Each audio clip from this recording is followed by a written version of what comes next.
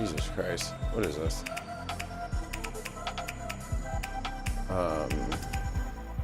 Oh yeah, I want to grab her message. I think you spelled Elon wrong. You put fELon. Yeah. Oh. Because he's a felon. I get it. I get it. I get it. I'm not warmed up yet. I'm not warmed up yet. I'm built different.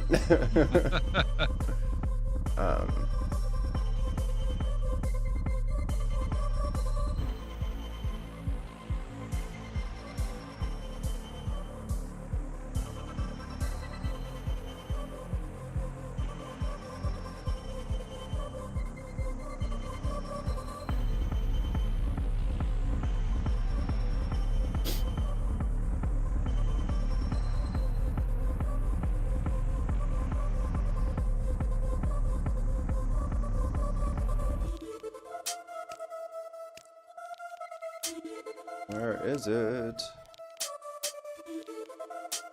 There it is. This is our winner right here. Oh yeah, that's the whole one. Yeah. Oh my God.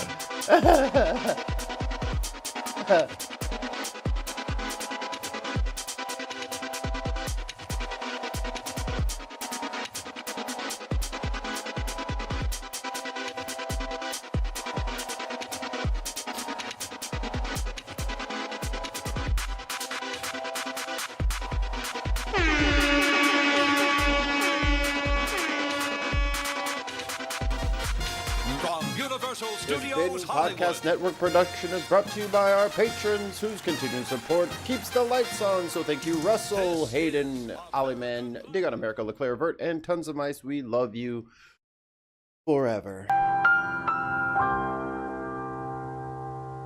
And, hi, Tim. And hi. And you too can become a Patreon subscriber. We have a free tier and everything. You can go there and you can watch the videos. Mikey and I recorded one the other day that should be up, is up. I don't know. I messed up one of them. We're gonna have to redo it. Oh no! I messed up the one after Unboxed. Oh. There's no audio.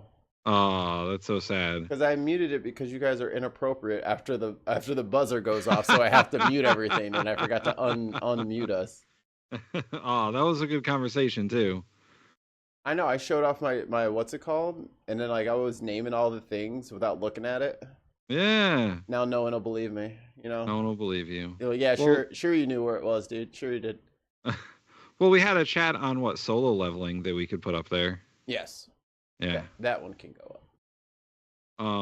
And so for future scheduling. Our show tonight is probably not going to be an unbox because Mark has a wife who loves him, and they're going on a trip or something. Nerds. So I think we're going to do like a live speaking from the center Q&A. Nice. So throughout this episode of our show, send questions and we'll answer them tonight. Speaking of tonight, hello Diz, Billy. Hey, Billy again, Wayne, Trusty Ape, Jen, Billy again. Did we mention Billy? Billy. Do we have time for bants? I don't think we have time for bants. We have some of the hottest news. I mean, this is the hottest story. Like, this is kind of banter. Forget all about the whole crippling and crumbling of the American empire. Hasan Piker just said, Elon Musk 1v1 me, dog.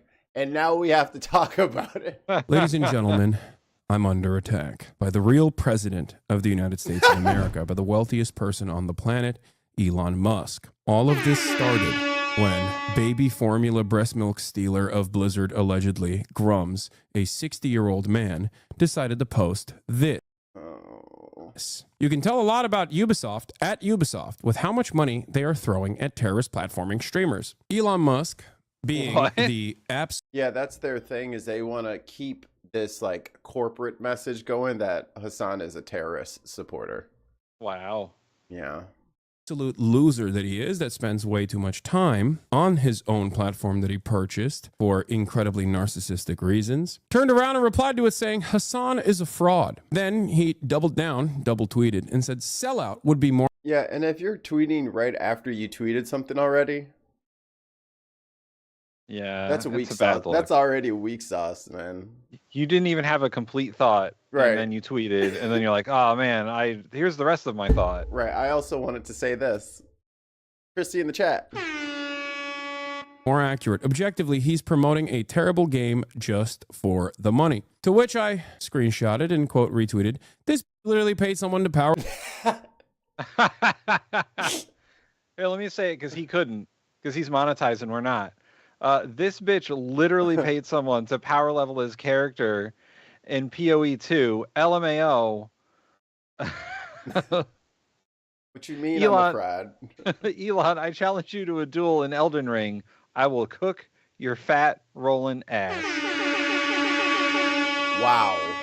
Shots fired across the bow. Now, this is some news that us nerds can get behind. You got the number one politics streamer from the left versus the oligarch on the right.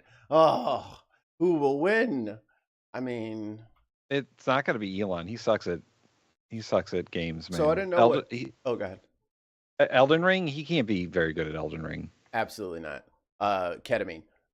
So the whole cook your fat rolling ass. So Elon's class in the game, he doesn't understand how any of that stuff works. So Yeah. he has like 2 shields, like a staff, and like all this extra shit that doesn't match his build type at all. It's like a child put it together. So when he says fat rolling, that means because he's so encumbered by all the weight of his gear, he can't dodge. He's got like a fat, they call it the fat roll. Oh, Graham, thanks for the sub. So it's bad.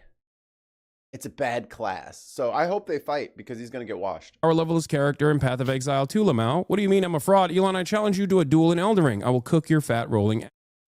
The reason why I said that is because Elon is not a real gamer, but a fake one. And also because From Software games are the only games that I'm above average competent in. Even though I am not the best gamer, Elden Ring is one of the games that I am decently good at. Elon Musk is also reportedly power leveled his Path of Exile 2 character to a degree where he was one of the top. Yeah, so he cheesed his way up to rank 9 on the planet. Right. He paid someone else to do that shit. He admitted he paid someone else to do that shit. And then when he tried to play it, it was embarrassing. He didn't know what he was doing. He was picking out, like, I've never played Path of Exile 2, but I know what RPGs are. Right. And, like, he was picking out weapons that, like, he had, and he was like, this weapon's not very good. And it's one of the best weapons in the game. Right. Doesn't get But much better. He doesn't know. He's such a fucking idiot. Poser. Top players, allegedly, in the entire planet. All of this was, of course, revealed by Crip and Quinn and the work that they put in. Elon Musk basically exposed how fraudulent he was in that process. But it seems that Elon had not had enough because he went back and he's still apparently crying about me. That's right. He turned around. You don't want zero problems, big fella. Get him. And called me a chicken R-word. Again, 60-year-old man, Wow, by the way, R-word. just so you understand. Nobody pays Elon to play Path of Exile 2. How much money do they pay you for Assassin's Creed Shadow, says Grums. These are the real shills and grifters. To which Elon Musk replied, Hasan is such a chicken R-word that he blocked me. And then he double tweeted again and said...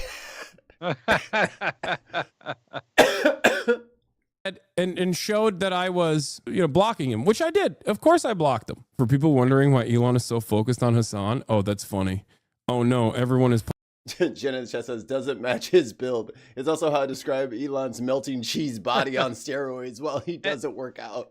And the part that he's slightly overlooking here, and my favorite part, is that Assassin's Creed got into the thread and was like, Elon, you paid someone else to play a game for you. Like, Assassin's Creed is out there bodying him too.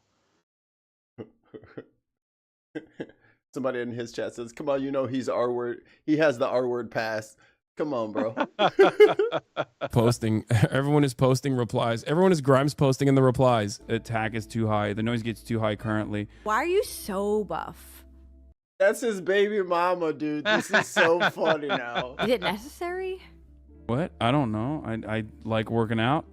Now, what I find to be particularly strange about this saga is that no one is addressing the fact that I said I would have him on the stream. I would 1v1 him in Elden Ring and expose him for the fraudulent gamer that he actually is. Now, I'm rusty on Elden Ring. I haven't played in a while. I don't know what the new metas are, and I still think I could cook his ass. That's number one. Number two, if we are not going to test our mettle in Elden Ring, we could also do it as interlocutors in the marketplace of ideas. I responded to him, a 60-year-old man who's the wealthiest person on the planet and yet still a ginormous narcissistic crybaby, with this. I said, yeah, I blocked you out, Elon Musk, because you bought this website and you force everyone to see your dumb tweets 7,000 times a day. Why do you think I'm afraid of you? Come on the stream if you're such a big man. Elon Musk, noticeably, has refused to respond to me at all. Perhaps it's because I've blocked him. So, in the interest of fairness, I will unblock him so he can reply to me directly if he chooses to do so. Spoiler alert. It's been 24 hours. He did not Oh my god. he did not say anything. Oh, this was funny. I think this was on Unbox. One of the first instances where he's like directly mentioned me. So you said if they kill the company, it's them. But doesn't the buck stop with you? I mean, you're Don, I have to say, choose your question carefully. There's 5 minutes left. Odds on if he's watching the stream right now. What the fuck? I think we had a different interview on Unbox, but like the That's load the Don time on Lemon his one. thoughts is crazy. I'm pretty sure we watched it. That's the Don Lemon one. Maybe. I'll have to go back and look, but the load time on Elon's thoughts is fucking crazy. There's a big lag. There's There's a bottleneck between his ears and his brain. likelihood. okay, but so Is this same the question you want to ask? The same question is you said that they are killing the company, but you're the head of the company. The buck doesn't stop with you.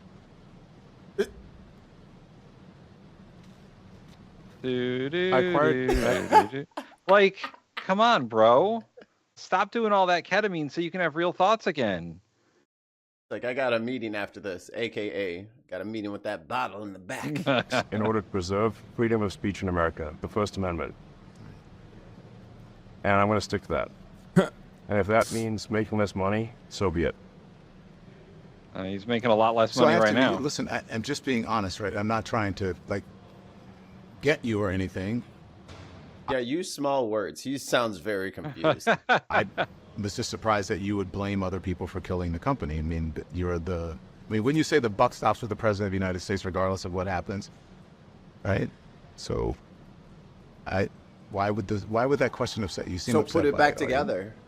Are you mad, bro? And I'm not trying to upset you. Well, Hey, are you mad, upset me bro? Because the Are way you you're mad, phrasing bro? questions, I think, is You're mad. Is not cogent. It's not what? Not cogent. Cogent. Yes. Listen, I'm honestly, I'm not meaning to offend you. You're an intense person. Where does that intensity come from? Give me that ketamine. Where does that intensity come from? I was born that way. Yeah, sure. Okay, whatever, man. It was born that way. So yeah, Assassin's Creed said, is that the guy playing your Path of Exile 2 account told you?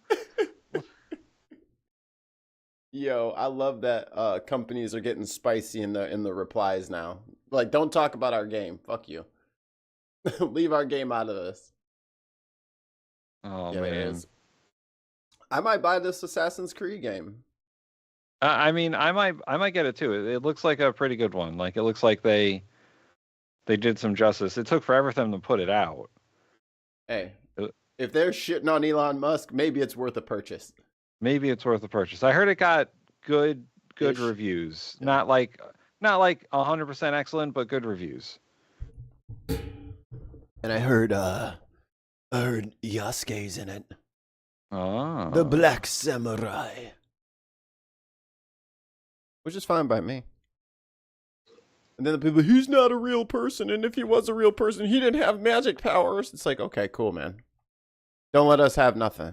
Yeah, right? Damn, we can't even pretend in the damn video game. Sorry. Sorry for imagining things. Jesus Christ. All right, Mikey, you have to Visors, go to the sure. beginning of this video first. Beginning Because first. there's a bit to unpack here. So I was watching the news yesterday morning before I went to work, and this is what I watched. And this is the continuation of the, what are they calling it now? Signalgate scandal? Yeah. I don't know what there's got to be. Let us know in the chat. Let us know in the chat. What should we call this fiasco? This scandal? Because Signalgate is all right. But I think here at the bin, we can do better. I think we're better than that. Uh-oh. Hashtag war plans. Chrissy in the chat says, Tim, his brain is screwed so badly that even coming off Academy won't do too much good. It's all scrambled eggs up there. Poll in the chat. Notice these grifters fall apart with proper pushback. Yeah, they're not. Look, what is this? What is all this? What is all this stuff? Ooh, Eurogate. Colgate. Twatgate. Twatgate. Unquiet bagger.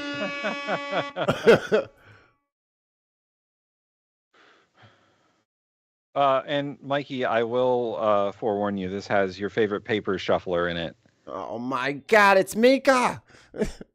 Highest ranking in the U.S. government insists no classified information was shared.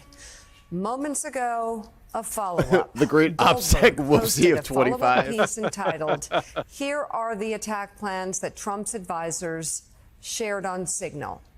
He writes in part this: the statements by Hegseth, Gabbard, Ratcliffe, and Trump, combined with the assertions made by numerous administration officials that we are lying about the context of the Signal texts.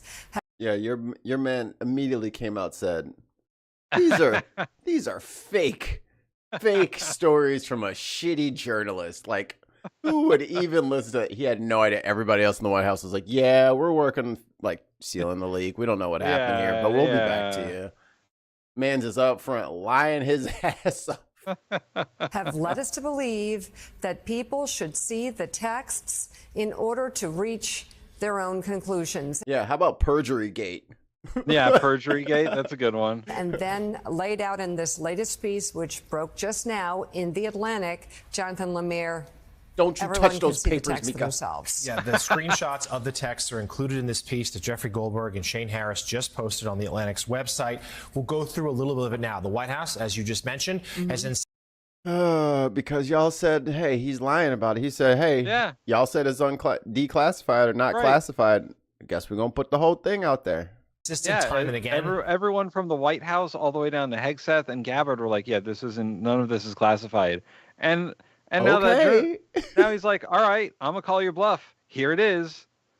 Two things. That nothing in here was classified and that no war plans were included. Well, as Jeffrey and Shane write, take a look. I think I, really hate his tie. And it is... Yeah, his tie... It's is it so bad. Is it, weirdly stripy, or is it just a two-tone? It's, got three tones. Because there's, the bad teal, because it's, teal and gray. The gray, and then, a bad navy. Yeah. Ugh. I don't like his tie. Ugh. Woof on the tie, bud. Yeah. Look for yourself. I'll read a little bit of it here. These are texts from Pete Hegseth, the Secretary of Defense, talking about... It could have been any one of those three colors, and it would have been better. But because it's all three colors, it's already bad. 11:44 Eastern that day. Weather is favorable. Just confirmed with CENTCOM. We are a go for mission launch. 12:15. Texts in this chat. F-18's launch. Declares this the first strike package. I was about to say, put that shit on screen, bro. Ain't nobody finna keep look at you. I'm tired of looking at the top of your head. I hate that shit. 1410. More F-18s launch. Second strike package. 14-15 hours. Strike drones on target. It's like Soap McTavish. That's the Call of Duty reference I'm doing here. This is when the first bombs will be definitely will definitely drop, pending earlier trigger-based targets. About 1536. F-18 second strike starts. Also, first sea-based Tomahawks launched. More to follow. We'll get them next time. Per timeline. Fission mailed. We are currently currently clean on OPSEC. That is operational security. Godspeed to our warriors. Oh man, telling a journalist that you didn't know you invited to a commercial-based text chatting application, we are currently clean on OPSEC, is hilarious. Literally. 145 talks about how the trigger-based strike window Mallard duck tie. Yes. begins. Target terrorist is at known location. As here we are here. About how the target has been. Up to that, of course, a lot of debate. Lightly. Jeffrey, would you like? So here's Mans. Does he look like he's supposed to be in that goddamn group chat? But it does say something that, because I was watching, some additional footage, and he's done like 7 interviews now. Yeah. He knows Waltz. Yeah. And he said, well, I don't want to talk about how we know each other. Right. Well, clearly he's been leaking shit to you this whole time. And even in this interview, he talks about Waltz. He's like, I don't know what's going on with Waltz, but he's saying all this shit about me. And like, we have a previous relationship. Yeah, you've been getting leaks from the last administration. To talk a little bit more about the decision to release these. Well, sure. Well, first of all, we didn't do this lightly.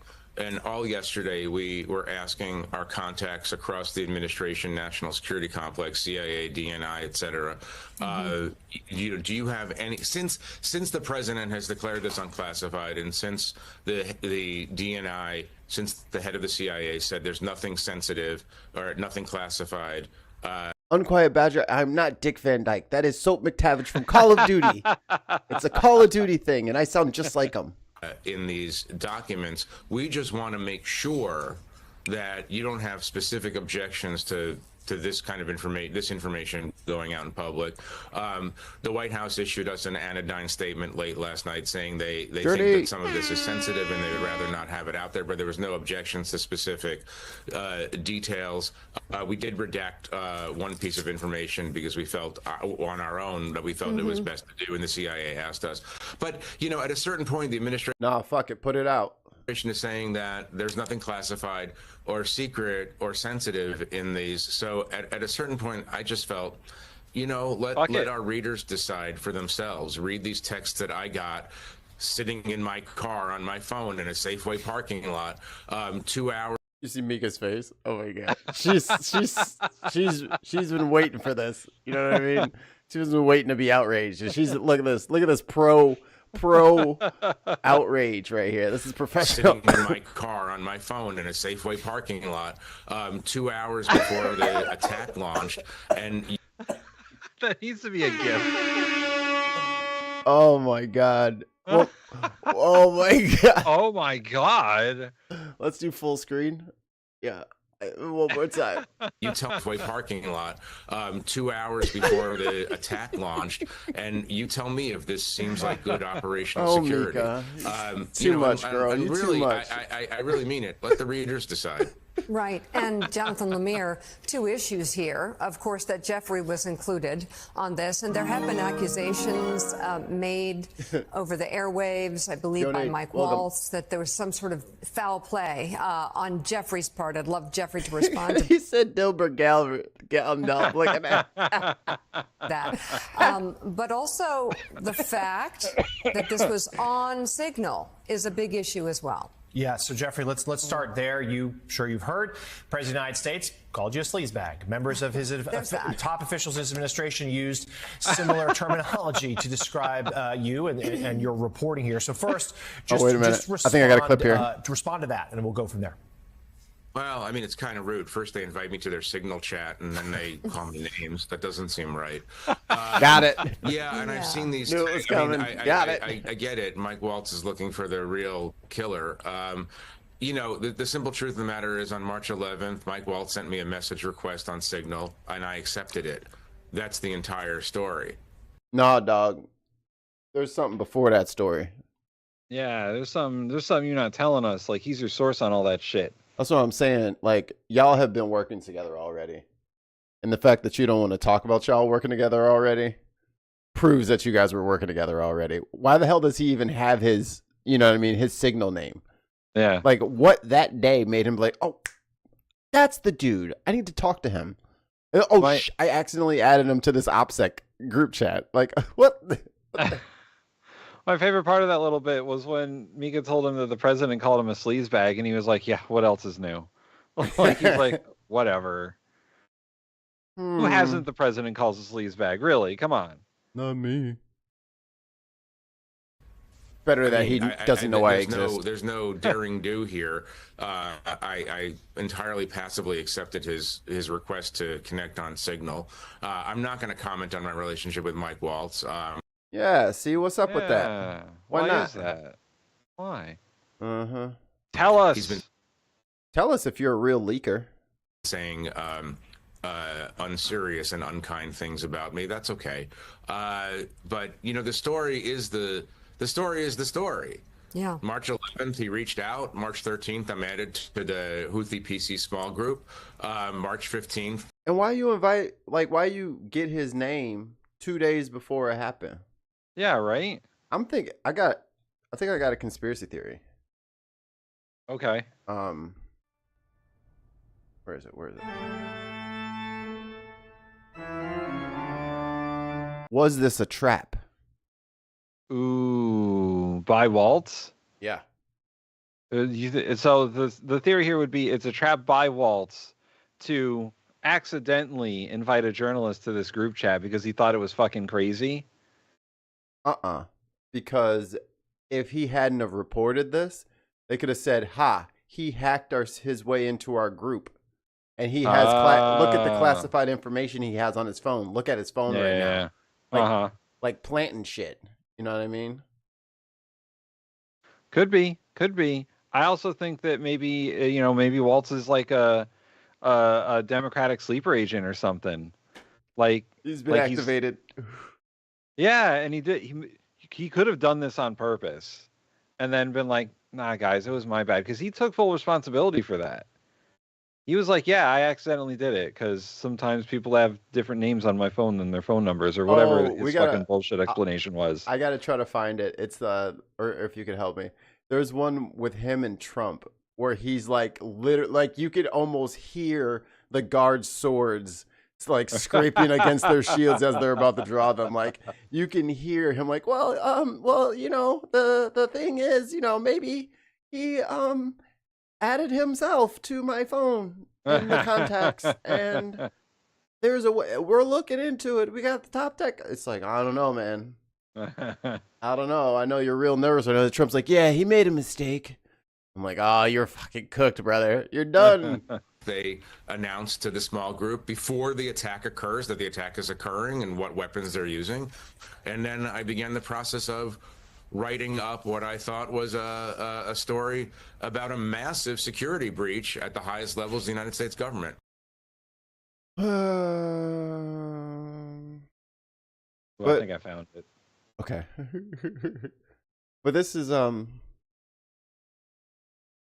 it? Oh, there it is.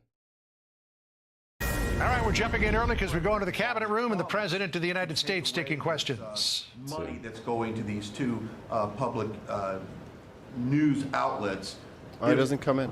If there's a successful, I know Senator Viewing how the heck he got into this room, but oh, there we go. They used a app, if you want to call it an app.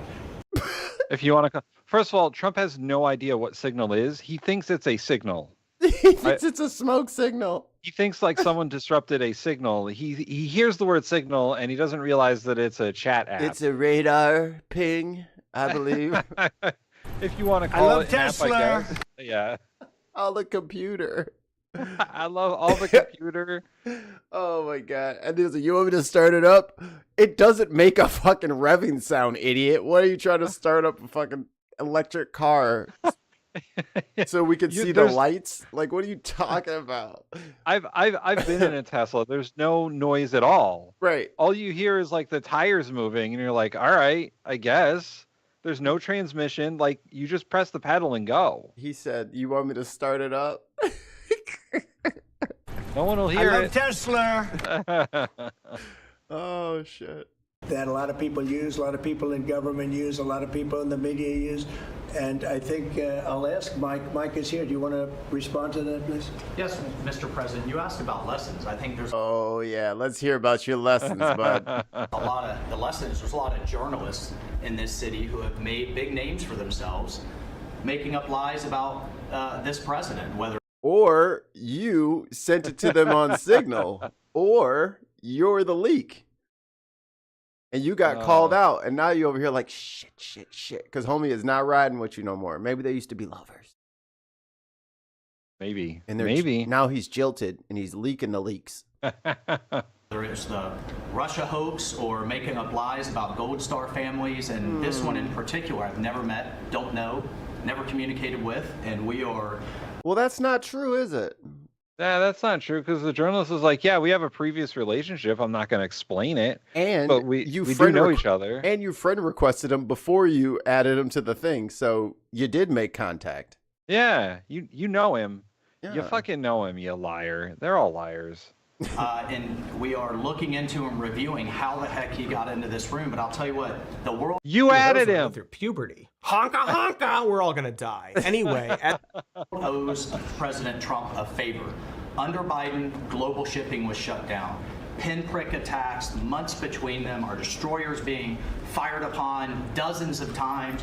President Trump took decisive action with his national security team, took out the head missileer, knocked out missiles, knocked out headquarters, knocked out communication sites, and for once, as we hear, as you all hear from every one of our allies, thank God for American leadership again. Thank God for American strength.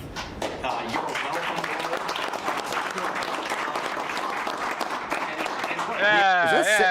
Is that Sandra Bullock?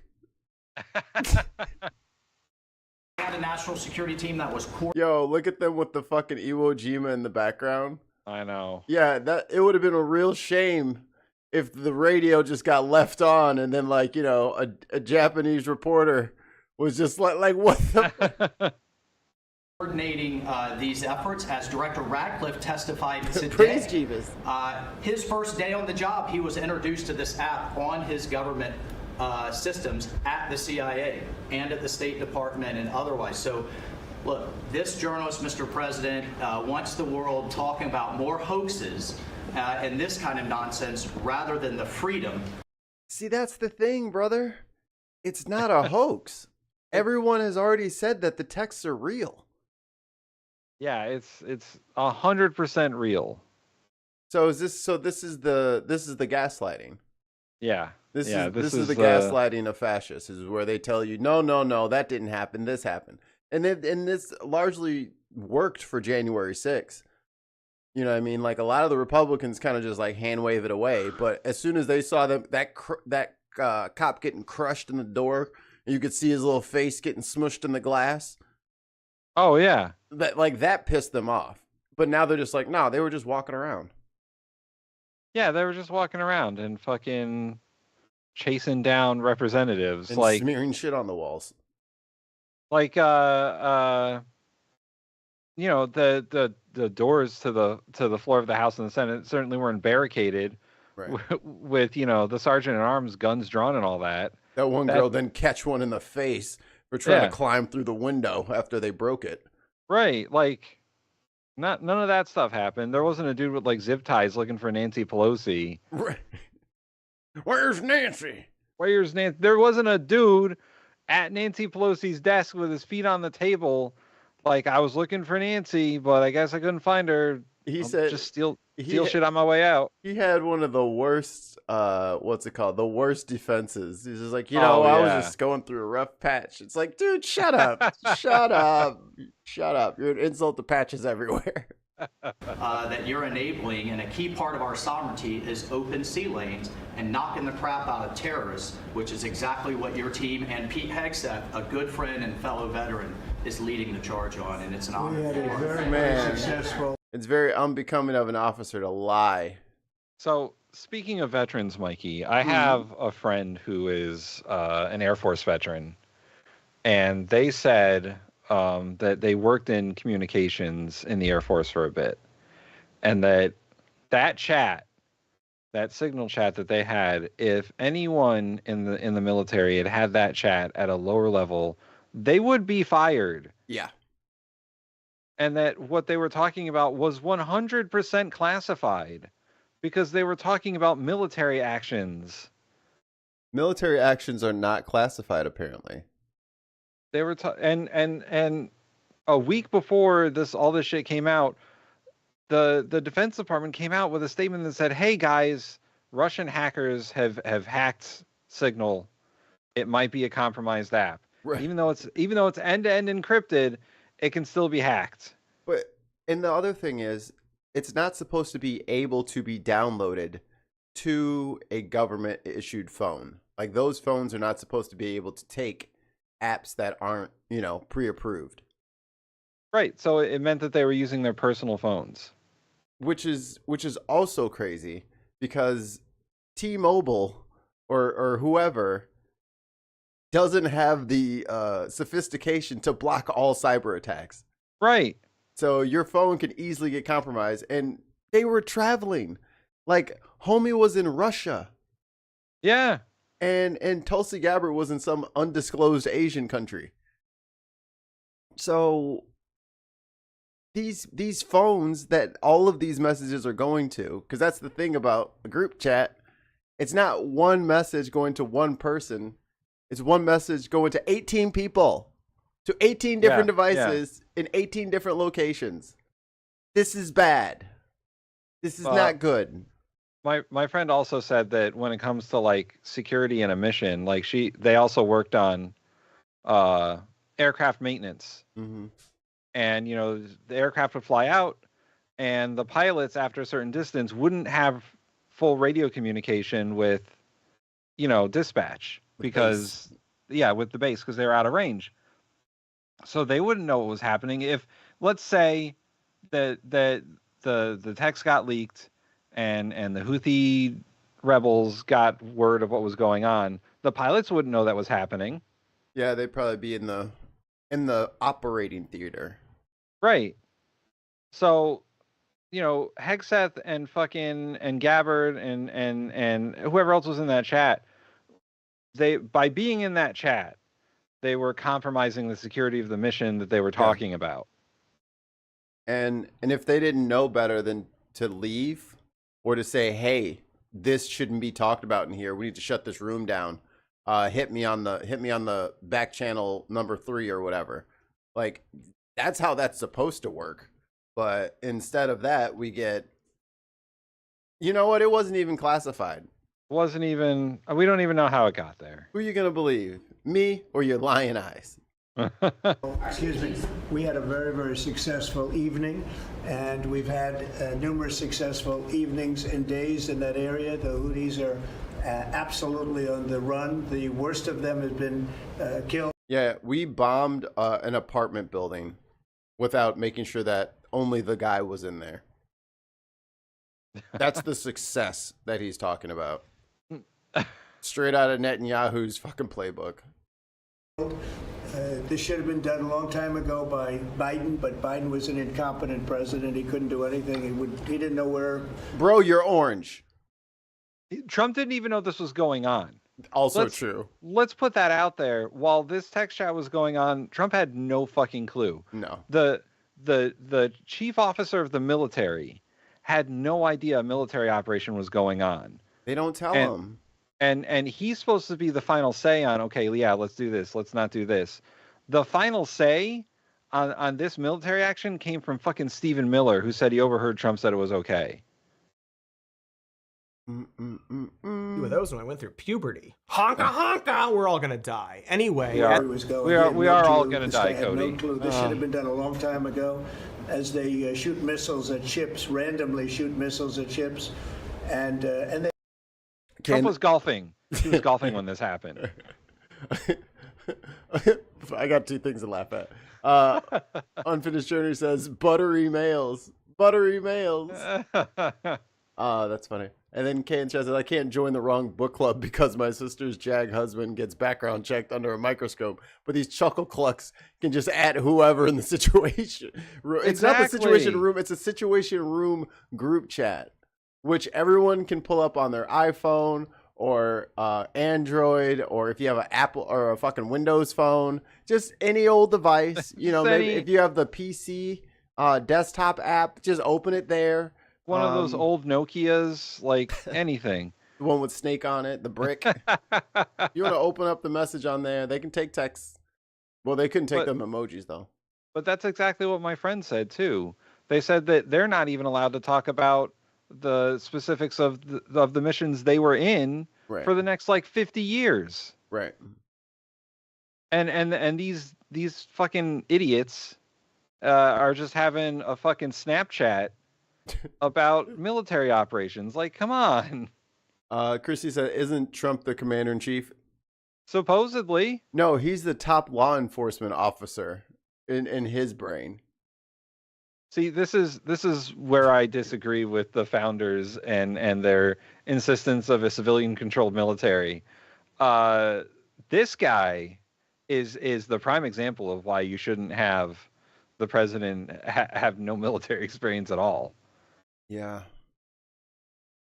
I mean, he had his own Vietnam. It's called not getting STDs in the 80s, he said. They make their own missiles. You know, this is not an incompetent group of people. They make their own missiles. They get the missiles also from Iran.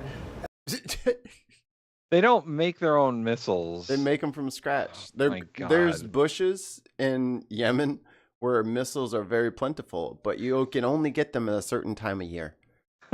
And there's thorns. It's very Tony Stark made this in a cave with a box of scraps. Hammer. Are we Hammer Tech? Oh, no. It's an offshoot of Iran. Another offshoot. You have Hamas, you have Hezbollah, you have the Houthis. You got a lot of stuff going on with Iran. And we sent a letter to Iran. I'm actually impressed he knew. I'm impressed that he remembered all those names. Yeah, that's good on him. He actually read something or had something read to him. Maybe there was pictures. Iran, you're going to have to be speaking to us one way or the other pretty soon because we can't let this happen. But that's an app that a lot of people use. And somebody got on. I mean, happened to know the guy's a total sleazebag. The Atlantic is a failed magazine. Does very, very poorly. Nobody gives a damn about it. This gives it a little bit of a shot.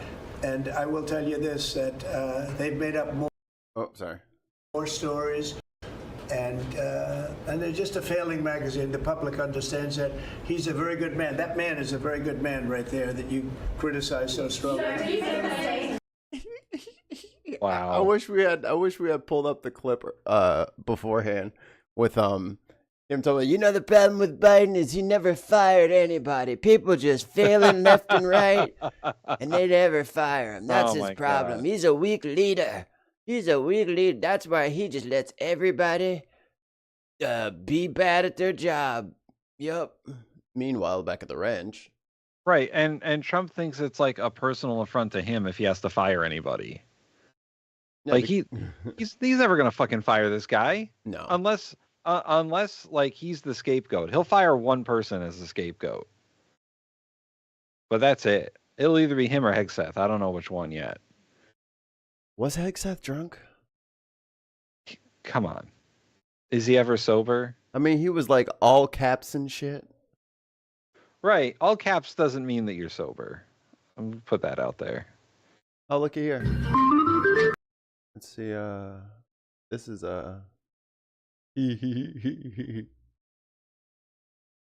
number on someone else's contact. So of course I didn't see this loser in the group. It looked like someone else. Now whether he did it deliberately or it happened in some other technical mean is something we're trying to figure out. So what does he mean that does he mean the journalist deliberately changed his name in his phone? He hacked it. He hacked his phone. You got somebody else's number on someone else's contact. So of course I didn't see this loser in the group. It looked like someone else. Now whether he did it deliberately or it happened in some other technical mean is something we're trying to figure out. So your staffer did not put his. That's Majority Report's board, not mine. But I knew I saw good. somewhere. I was about to say, God, my ears. contact information. No, but how did it end up in your well, that's phone? what we're trying to. That's what we're trying to figure out. Okay. Pause it. But that's a pretty Wait a big second. problem. That is what we've got the best. You know, I'll tell you something, and we got to go back. This is because let this thing run because this is so pathetic. I've never seen anything quite like this. Ingram is definitely trying to open the door to him to throw an underling under the bus. But Buddy's too stupid to realize that there's an out here. We'll just blame somebody beneath you. Did not put his contact information. No, but how did it end up in your well, that's phone? what we're trying to. That's what we're trying to figure out. Okay, but that's a pretty big problem. That is what. That's what we've got the best technical minds, right? That's disturbing. And that's where I mean, I'm sure everybody out there has had a contact where it was said one person and then a different phone number. But you've never. Bro, what is your job title? National Security Advisor. And you can't tell whose contact is who in your phone? You can't trust that you put the people in your phone and it wasn't like Tim instead? Oh man, if I was in that chat, I would have been like, hey guys, what's going on in this thread? Welcome to my Minecraft server. Never talked to him before, so how's the number? All your base are belong to us. You guys want to talk about Door Fortress? I mean, I'm not an expert in any of this, but it's just curious. How's the number on your phone? Well, if you have somebody else's contact and then somehow it gets someone sucked sent in, you that it gets contact. sucked in. Was there someone else supposed to be on the chat that wasn't on the chat that you thought was? So on the the chat? person that I thought was Okay, so he's the underling. Right. Right, yeah. on there was never on there. It was. I just want to go back to the sucked in part because I even heard about this happening. You know how you get your phone number sucked in. You get your phone number sucked in. That's how I met my first wife. Yeah, it gets sucked in, you know. Yeah, like your phone number got sucked into my phone, and that's how I. There's a whole Reddit thread about it. Oh my god. Are you not aware out of there this? has had a contact where it was said one person and then a different phone number. But you've never talked to him before, so how's the number on your phone? I mean, I'm not an expert in any of this, but it's just curious. How's the number on your phone? Well, if you have somebody else's. Right. Yo, if Ingram is fucking catching you and like putting you in a corner, that's a problem. She's like, come on, man, this is a bad lie. Didn't someone put it in your phone wrong? This dude can't fight his way out of a wet paper bag, man. No, that bag is whooping his ass right now. Oh shit. This contact. How does the number get on your phone? If it got on your phone and you don't know him, how to get there? Did someone put it in there for you by mistake? And then he's like, how'd the moon get there? You don't know. Throws pocket sand and is out of there. Smoke bomb.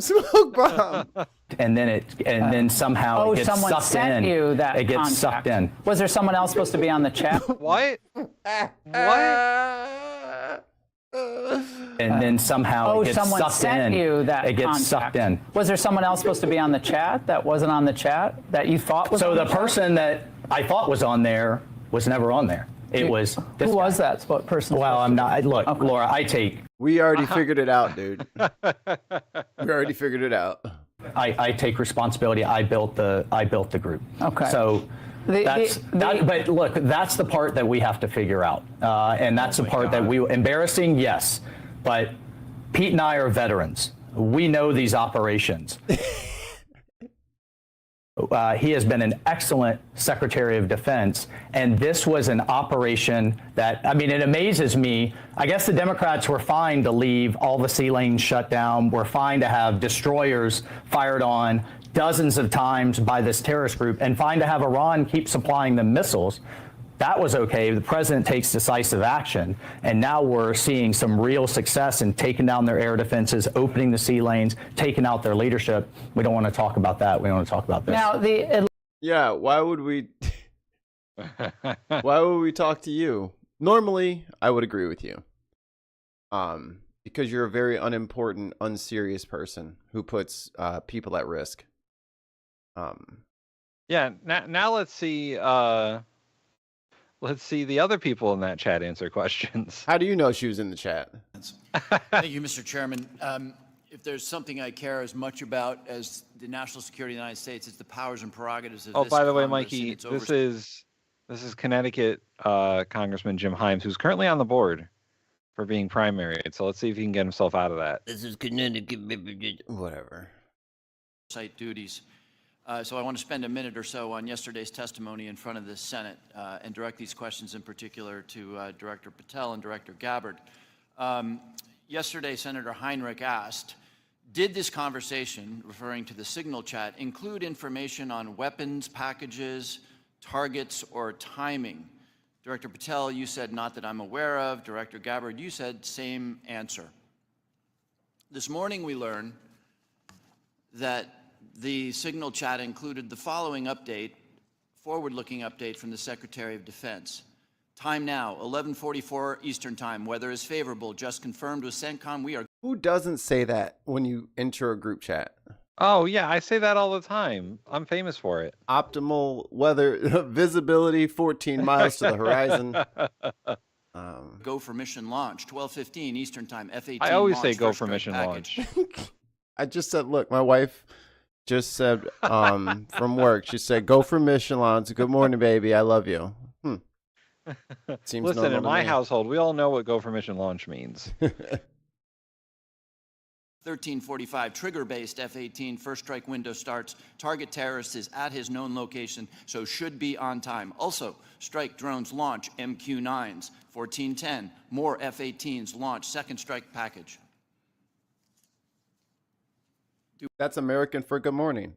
What's the problem? Yeah. I mean, yeah, F-18s go for launch. Second strike package is definitely American for good morning. If you haven't whispered that into your partner's ear, doing a little pillow talk, I mean, you're not. I mean, I always say Tomahawk missiles deployed. Stop it. Do either of the directors want to reflect on their testimony? Sure. 1, I was not on that signal chat. 2, I have not reviewed it. And 3, as you just indicated, that was made public this morning. But good thing you're not the FBI director. Yeah, my favorite part is like Cash Patel's like, it's not my problem. Nah, I'm not in this, dog. Director, you didn't prior to yesterday's Senate. You were on this. You were on the signal chat, correct? No. Okay, but did you review the material on the signal chat? No, I wasn't on it. Director Gabbard. Yes. I will copy his answer. Ranking member, my answer yesterday was based on my recollection or the lack thereof on the details that were posted there. I wasn't lying. I really didn't remember. Not, and what I'm was just shared today dumb. it reflects the fact that I was not directly involved with that part of the signal chat and replied at the end reflecting the effects, the very brief effects that the National Security Advisor had shared. So it's your testimony that I love it when they say that. less than 2 weeks ago, you were on a signal chat that had all of this information about F-18s and MQ-9 Reapers and targets on strike, and you in that 2-week period simply forgot that that was there. That's your testimony? My testimony is I did not recall the exact details of what was included there. The very next question should be, Director Gabbard, do you have early onset Alzheimer's? Are you tripping? Are you high right now? Is there something impairing your brain because it was 2 weeks ago and you should remember it? I mean, it should be easy to remember. It's on your phone. Yeah, right Just now. open your phone and right refresh now. your memory. That was not your testimony. Your testimony was that you were not aware of anything related to weapons packages, targets, and timing. As the testimony yesterday continued on, there were further questions related to Right, you change your story. that, right, where I acknowledged that there was conversation about weapons, and I don't remember the exact wording that I used, but I did not recall the specific details that were included. Director Gabbard, Wow, really convincing. I really trust her with all of our nation's secrets. Yep. reasserted that there was no classified information. I think we can all agree that that information shouldn't have been out there. But let me ask you this. Are you familiar with the ODNI's classification guidance? I'm familiar I've with actually it. got a copy right here. She better be. If I read you a part of that guidance, I wonder if you could tell me what the level of classification indicated is. I'm reading from your Q level. classification guidance. And the criteria is information providing indication or advance warning that the U.S. or its allies are preparing an attack. Do you recall what your own guidance would suggest that be classified? I don't have the specifics in front of me, but it would point to what was shared would fall under the DoD's classification system and the Secretary of Defense's authority. Yo, Pete Hegseth is the one that did it. No, it was not me. It was the other guy. Yeah, it was him. But it's totally not her job to be like, hey, we need to get out of this room and get into a secure room. Everyone go to your skiff. Let me help you, because there's a very clear answer. And what is not. I guess you don't have it, but information providing, this is the ODNI guidance, information providing indication or advance warning that the U.S. or its allies are preparing an attack should be classified as top secret. Do you disagree with that? Well, top secret is not classified, so gotcha. Yeah. I don't disagree with that. I just point out that the DoD classification guidance is separate from the ODNI's classification guidance. Do you think it would be materially different? Ultimately, the Secretary of Defense holds the authority to classify or declassify. Do you think it's likely that DoD guidance is materially different from what I just read? I haven't reviewed the DoD guidance, What the so I can't Oh my comment. God. Does he have it? Come on. Have it. Director Gabbard, a lot of this suggests sort of a lack of Damn it. sobriety. When there's punch emojis and fire emojis, it's a lack of sobriety. Should have I had don't it. mean that literally. But I have one last question for you, because I think people really listen to what you have to say. No, they don't. You, Nope. on March 15th, as DNI, retweeted a post from Ian Miles Chong, who is listed on Oh my RT, God. that's Russia Today's website, as, quote, a political and cultural commentator who Gina. has contributed content to RT since at least 2022. Daily Blase. Director Gabbard, do you think that it's responsible for you as head of the intelligence community and the principal presidential intelligence advisor to retweet posts from individuals affiliated with Russian state media? That retweet came from my personal account, So you did do it. and I would have to go back to look at the substance of the tweet. Can I, just so that we don't have a lack of confusion amongst our allies and enemies and us, can I act perhaps that you not think that you should be saying one thing on your personal account than you say officially? I maintain my First Amendment rights to be able to express my own personal views Oh on boy. different issues. Oh Hey, boy. I'm allowed. I'm allowed to side with our enemies on my personal phone. God damn. Get him, Tammy. Heard from Let's ask Senator someone Roger else. Wicker on the Armed Services Committee in the Senate saying that there's Scott. definitely going to be an investigation in this. Now let's go to Senator Tammy Duckworth of Illinois. She also sits on the Senate Armed Services Committee. Senator, thank you very much for joining us today. Is there going to be an investigation into this text chain, this signal conversation about imminent plans to strike Houthi rebels? I hate it when they give fucking people who are remote long-winded ass questions. It's like, yeah, dude, right. they're trying to double dutch what you hear, and you just keep Yeah. changing up the tempo.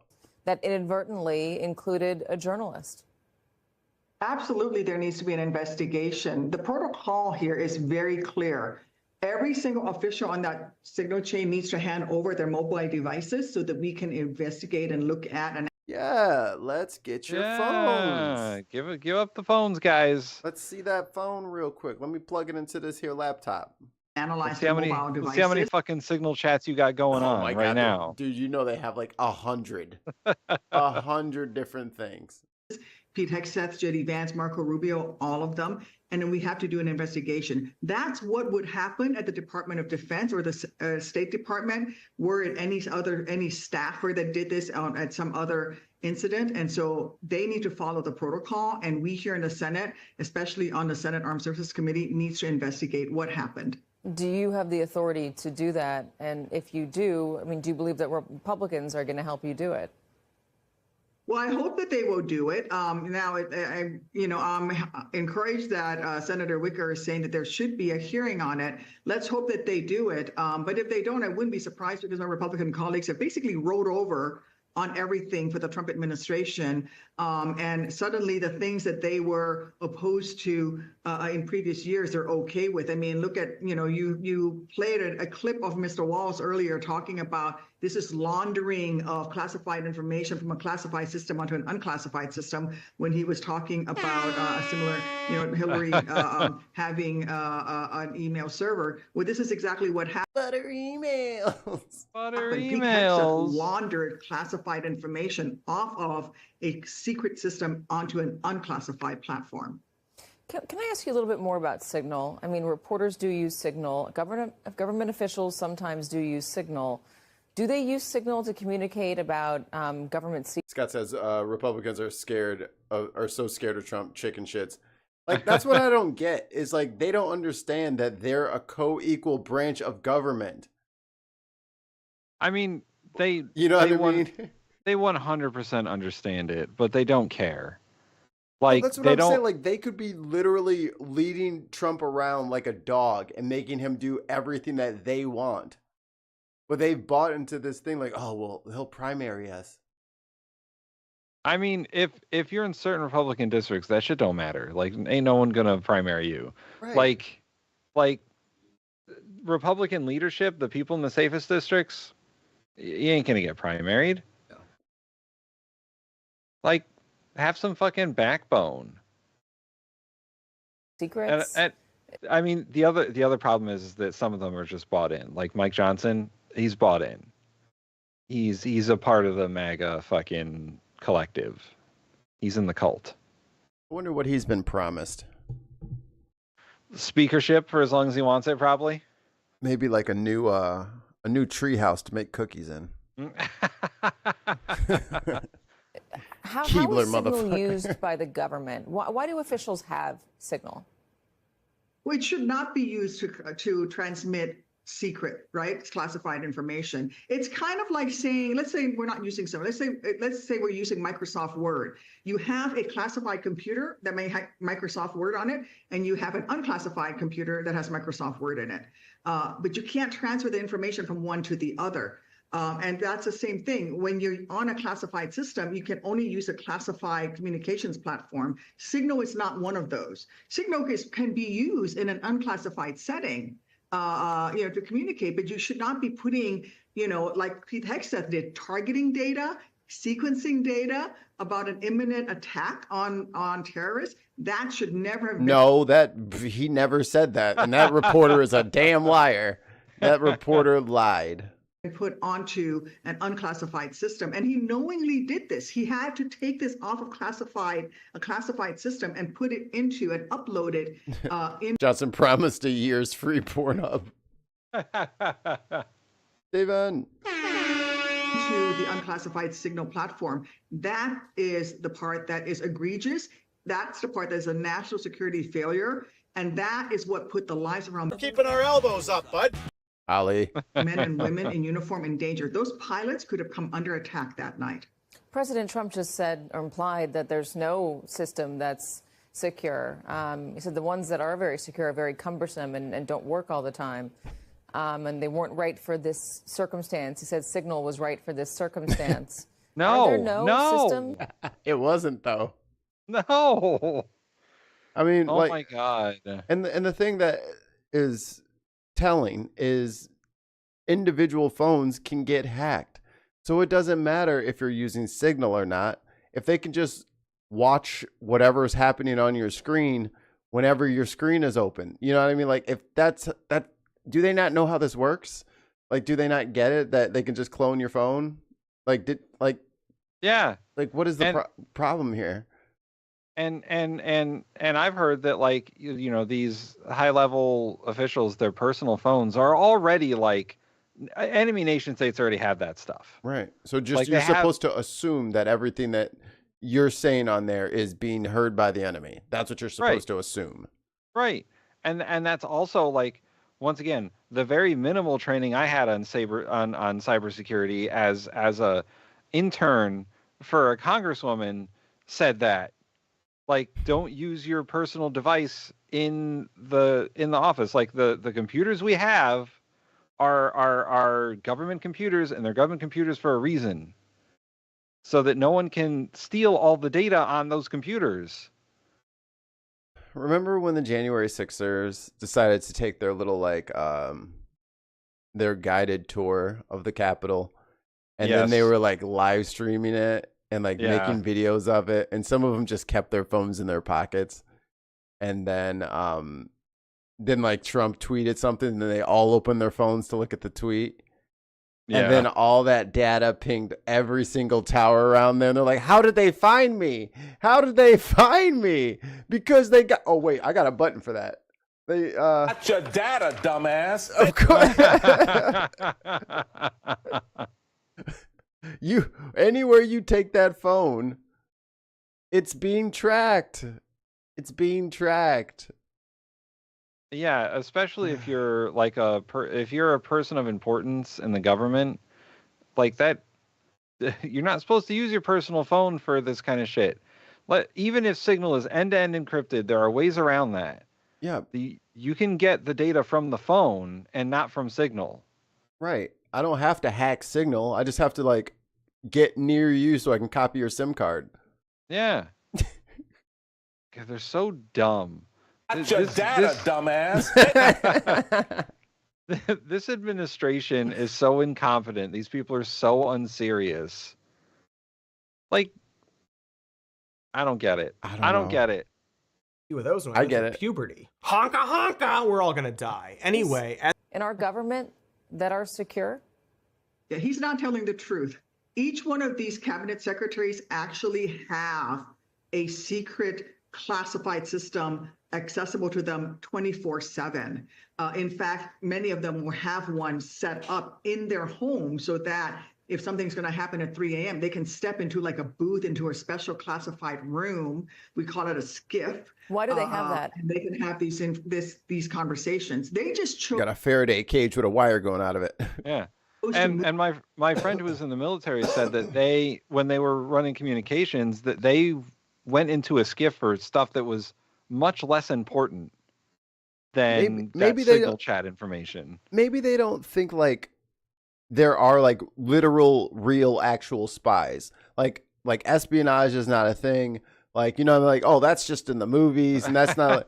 No, this is real, dumbass. Like, people will like, you can't even fucking use your debit card at the gas station half the time now without fucking fighting the thing to make sure that there's not a skimmer on it. Yeah. Like, And, this like, shit happens. It's not all fucking like James Bond and like Burn Notice. Like the spies are much less like, I want to say, apparent. They're much less apparent than you would see in like the movies. Like, they're not dressed like spies. It's not like Spy versus Spy where the guys are in the trench coats with the very long noses. Yeah. Like, it's not actually Cloak and Dagger. Like, Mm-hmm. you gotta think a little bit smarter there, guys. It must be so comfortable being a foreign adversary of the U.S. right now. Any dictator could send a guy with a pineapple to D.C., and most Republican politicians would probably connect to it thinking it's free Wi-Fi. That's exactly that. Exactly that. I never use public Wi-Fi. Are you kidding me? Oh my God, never. No. Don't need you seeing all of my videos. If I'm out there and I need Wi-Fi, I turn on my hotspot that is encrypted. I don't use public Wi-Fi. It's gross. My poor files being abused like that. Move this to an unclassified system. Why That's do they what have happened. skiffs? Why do they have skiffs at home? Why are skiffs so important?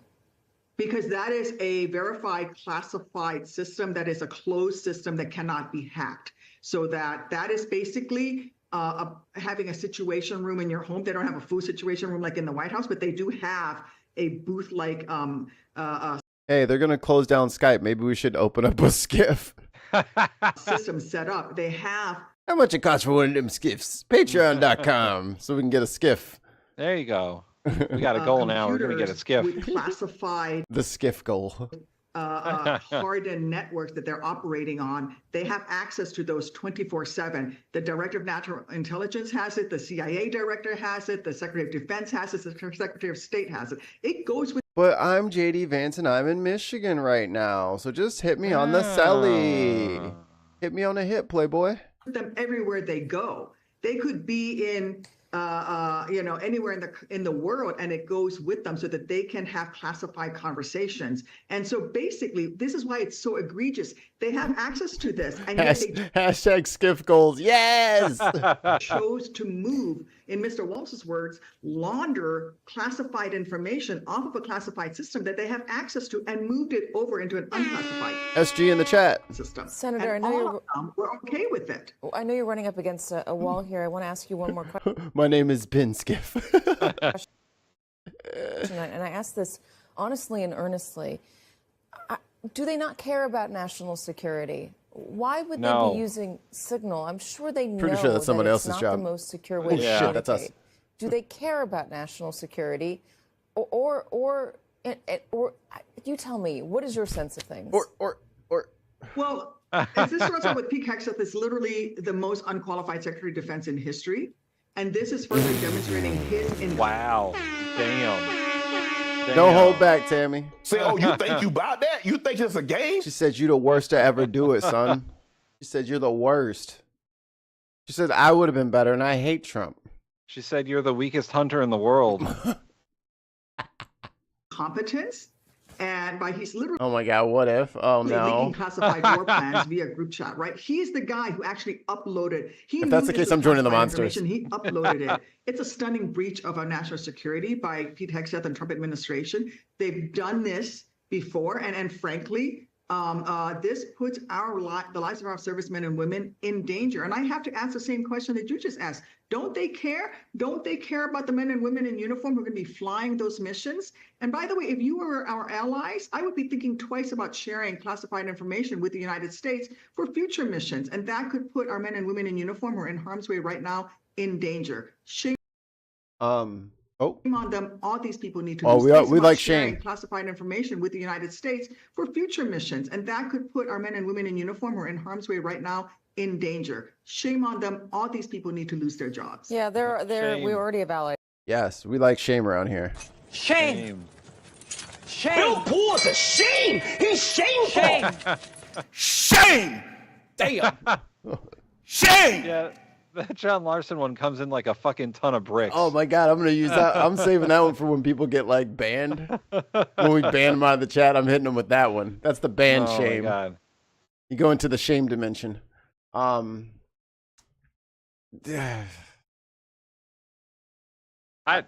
mean, Tammy Duckworth is 100% right, and Pete Hegseth should resign. I remember where now. we're at. I remember what I was gonna say. So the reason why Tammy is so adamant about keeping secrets, especially like this, her helicopter got shot down when she was in Iraq or Afghanistan. I can't remember. I think it was Iraq.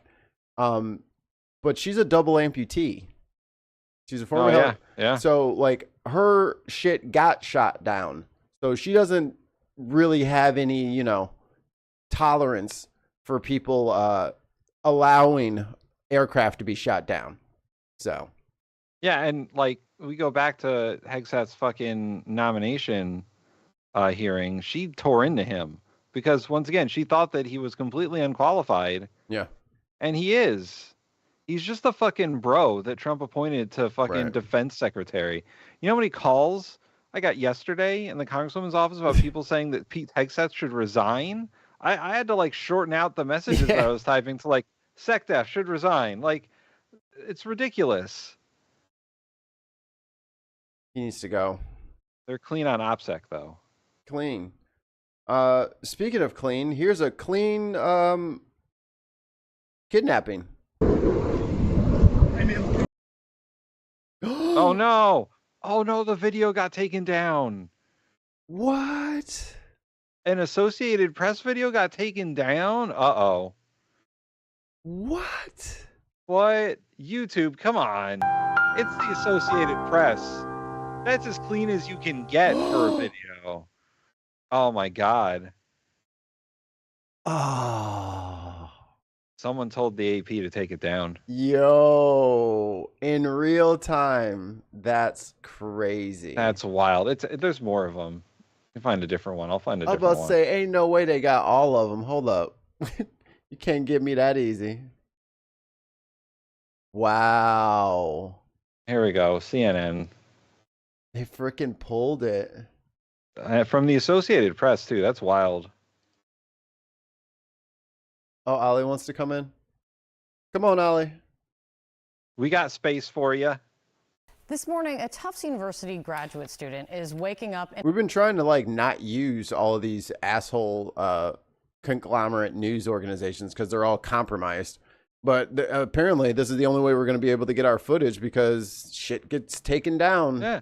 Just like we did that fucking Elon Hannity thing, and then they got rid of it. And the Associated Press is like a primary source for journalism. All these news organizations get their news from the Associated Press. It's fucking, that's crazy, YouTube, you fuck. Yeah, that's not nice. Now, let's see what this looks like. Nope. Nope. Oh yeah, we got to fit Ollie in here somewhere. Yeah. Huh?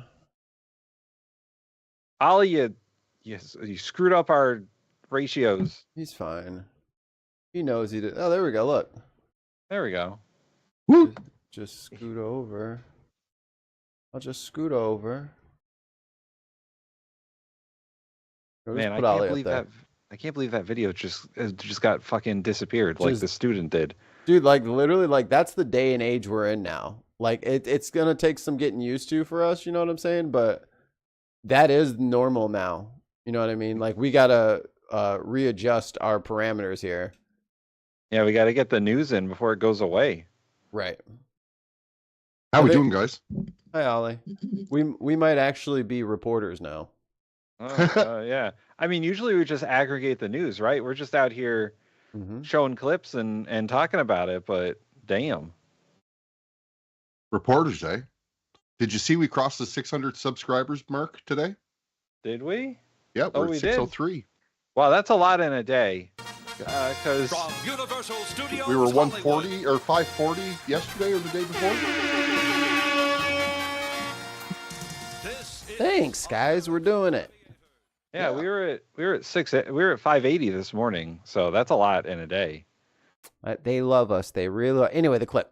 In a detention facility in Louisiana. She was arrested by federal agents outside an off-campus apartment on Tuesday in Boston, and security video shows the moment that she was taken into custody by federal agents. Her name is Rumeysa Öztürk. She's from Turkey, a Fulbright scholar and a PhD student. Her attorney says she has a valid visa, but the school now says they were told her visa status has been terminated. DHS says she, quote, engaged in activities in support of Hamas, and her attorney calls those. Hey, that's not illegal, by the way. Yeah, you can't fucking do that. Doesn't matter if people like groups that you don't like. The KKK is still around, and everything that they do is illegal. All those fucking marches by the KKK, and they get permits to do these marches in cities and shit. And this girl, this lady, this college student, just gets fucking taken off the streets because they think that she did something pro-Hamas. How could she even do that over here? She's like 4,000 miles away from Gaza. And even if she was a part of a pro-Palestine protest at some point, that's not pro-Hamas. Right. And even if she did something pro-Hamas, you can't just fucking disappear her off the street. That's not how it works. That's not how the First Amendment works. Well, we have free speech. Well, it's only free speech if I like your speech. Right. But all the fucking free. all the fucking Proud Boys and fucking KKK guys and the 3%ers, whatever the fuck they call themselves. Those neo-Nazis over in Cincinnati. Those fucking white nationalist fucks. Yep. We're not monetized yet, so I can say that. Can do whatever the fuck they want. But this poor innocent person expressed their beliefs. Hey, whatever they were. Hey Tim, remember when all those middle of the roaders kept saying, all lives matter? Yeah, all lives matter. Unless we disagree with them. Let me just discredit your group. Let me just kind of hand wave you guys away. No one's rights are being under assault here. You don't have a right as a black person to not be brutalized and or killed by the cops. So you should probably just like shut up. You should just listen to the state. The state knows best. And that's what was underneath, you know, all of that discounting of Black Lives Matter. Was just this undercurrent of just, hey, white supremacist state wins every time, baby. Claims wild accusations.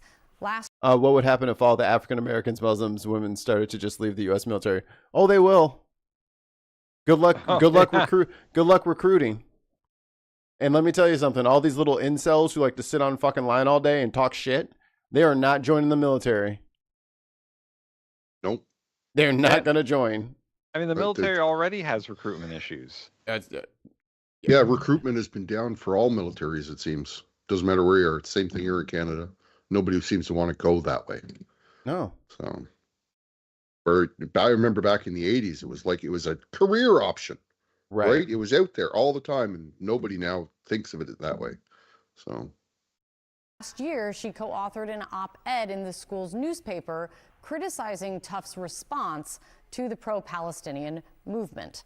I'm Sina sorry, John Miller is what? here. She got arrested for penning an op-ed? Yes. That's But free speech is back, Tim. This country is so fucked. Yeah. We're so fucked. If she got arrested and taken off the streets and put in prison for writing an op-ed and her fucking green card got revoked or a student visa got revoked, which is completely illegal. All of this is completely illegal, and it violates so many laws. And the Trump administration is just doing whatever it wants. And then asking questions later, and not even asking questions. Right. Like we saw with those people, I almost knocked over my cup. Like we saw with those people that they just fucking deported without any sort of recourse. Yeah. And now the judge said that you can't use the Alien Enemies Act to do that anymore because you're not providing them any sort of legal avenue to defend themselves. Like, do you know that you have the right person? Doesn't matter. I already sent them. Ha ha. Yeah. That's not what's boiling down to now. Yeah, that's not how any of this is supposed to work. Any of this is supposed to work.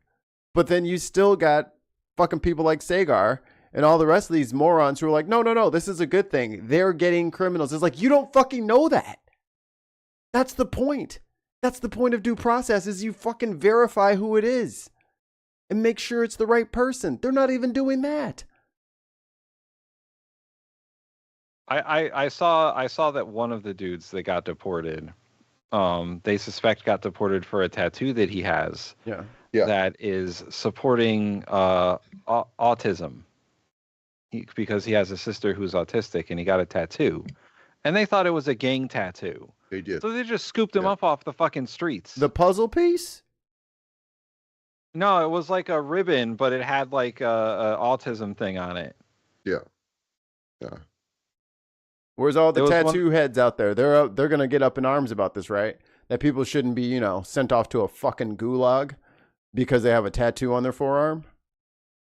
Why don't we see what the defense secretary's tattoos are? Yeah, let's take a look at his iron cross that he has on his chest.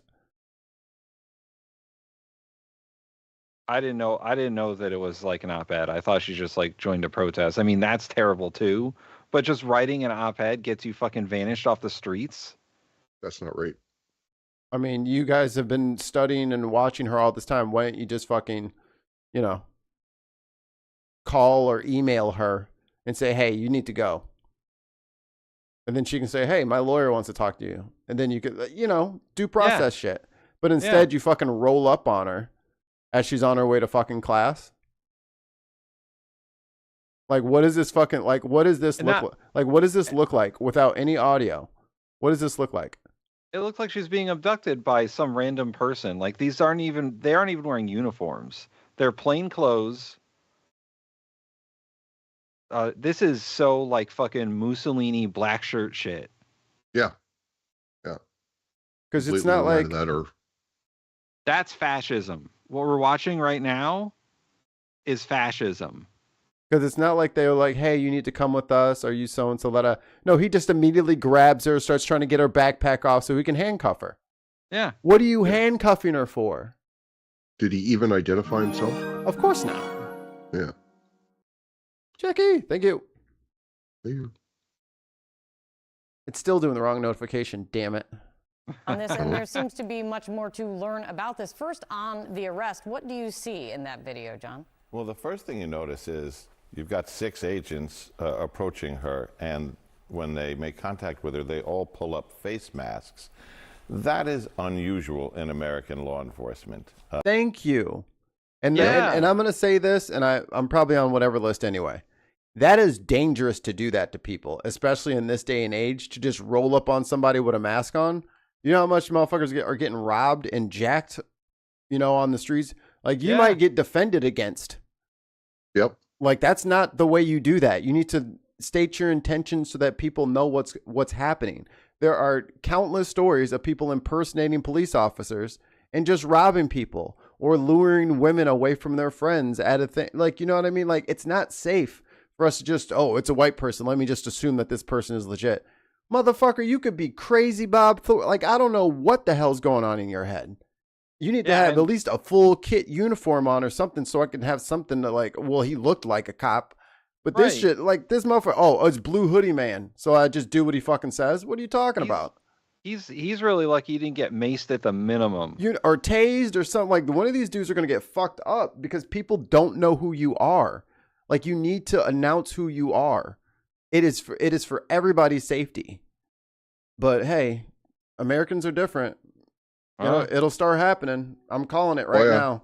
Like, Americans are the most heavily armed civilians in the world. I mean, it's going to start happening. You know who's right behind us? Yemen. When they're acting lawfully and properly, some tactical teams do it, but this is a routine arrest. Then also, what are you hearing? I mean, I read one quote that they've not said publicly, DHS, in terms of a spokesperson, given a lot of detail quite yet, just the one that I read there. What are you hearing from Homeland Security officials? Well, first, they're defending the use of masks by agents making these arrests. They say, when our heroic law enforcement officers conduct operations, give me a fucking they clearly break. identify themselves as police while wearing masks to protect themselves from being targeted. Can by we go known back to and the video real quick and see how quickly they identified themselves as police? Because it wasn't immediate. Yeah. I mean, she's just like crossing the street here. Right.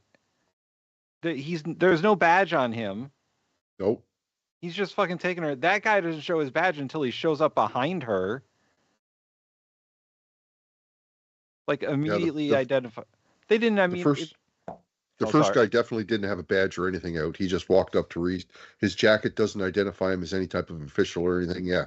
She thinks she's being accosted by some And he's weirdo. got his fucking hand in his pocket. She thinks he's about to rob her or jump her or mug her or something. Yep. This dude is like, there's a reason that they have uniforms on. It's so that we can tell you from a bad guy. But if you're going to dress up like a bad guy, what the hell do you want people to do? What are they supposed to do? Here in Canada, you roll up on somebody like that and grab a hold of them, you might get punched straight in the face. And Canadians are nice. I mean, and Canadians are nice. And then again, like, why is this dude going out? Like, this girl wrote an op-ed. Why aren't there female agents coming up and talking to her? And like, you know what I'm saying? Like, there's no dignity to any of this. Everything is so heavy-handed and wrong. You know what I mean? Like, everything. And we need to protect their identities. You fucking signed up to be an ICE agent. Your identity goes out there. You're getting paid with taxpayer money. You don't get to be anonymous. Yeah. Why is it all of this getting her on the street when this should be like a phone call? Right. Hey, like, you need to turn yourself in. Yeah. Please turn yourself in. There's nothing serious going on here, but we'd like to talk to you about this. That's all it should be, is a phone call. No, let's and then snatch if she her off the road. Then you go grab her, right? Snatch her as she's crossing the street. Jesus. Honestly, if they wanted to do like a fucking background check on her and make sure that she wasn't supporting terrorism or whatever, like, have an FBI agent show up to her house and talk to her. Right. Yeah, exactly. Well, they fired all the field agents. All the field agents are doing this now. Yeah. Oh, and here comes the lady all after the fact. Like, she should have been first. And if you thought that, like, what, she was a terrorist and an Islamist and she was going to blow everybody up, then why would you go in there like this? You know what I mean? Like, she is not, obviously she is not a threat. By their response, where everyone might have, a vest on or something like that. If she was a real danger, they wouldn't just be rolling in like this. And they're doing it in broad daylight with cross traffic. That dude just walked across the sidewalk right there. Like, if she's so fucking dangerous and she's got to go right now because she's a threat to everything, and this is your response? No, this is you bullying a college kid. For literally no reason. She wrote an op-ed. Whoopity fucking do. Co-wrote. Like, unbelievable. Unbelievable. On a visa would have been 100% constitutionally protected protest activities. And this is going to be the rub in these discussions, which is when these things get to court, if being here as a student is a privilege, and it is on that visa, do you lose constitutional rights that would be available to anybody else who is here? No. Is it clear what is next then in this case? Well, it's hard to say because the first thing they do is take them into custody. They Right. don't notify them that you have a hearing and we're going to litigate this. The second thing they do is they send them to Louisiana, which puts them far away from their legal representation and makes it hard to stay in touch. Also illegal. SG in the chat says, obviously more than 50% of people that voted love this and wanted the Trump party to do exactly this. He won through plurality, so it didn't really get like a real 49.1%. So not quite. A lot of people stayed home, and also the Electoral College. Yeah, I would like to point out that it's not 50% of Americans.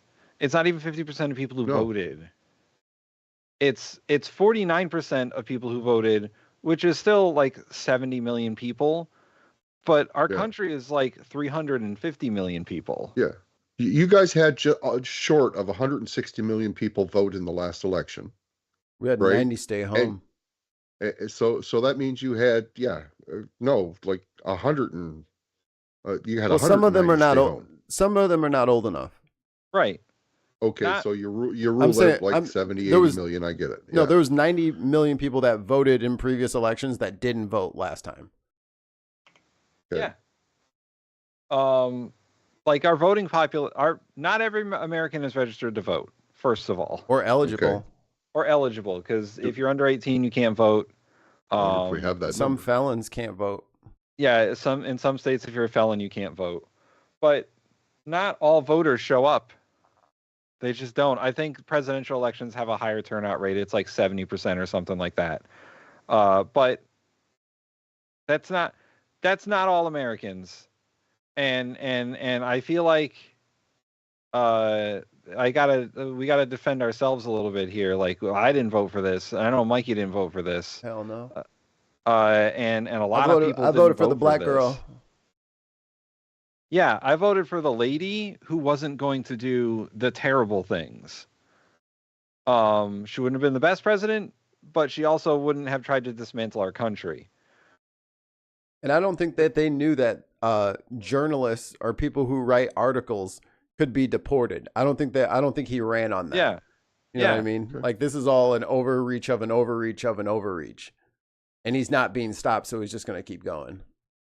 And like, I don't mean to be overly defensive about it, but everyone says like, oh, America voted for this, obviously wanted this. No, our system is kind of fucked up, and this is what happened.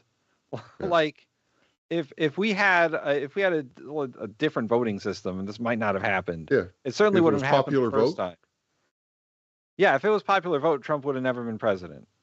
He the would first have never time. won the first time. Yeah, he would have been this time because he beat Harris, right? So yeah. But we're the only country in the fucking world that has to have an electoral college for some goddamn reason. Well, this is why.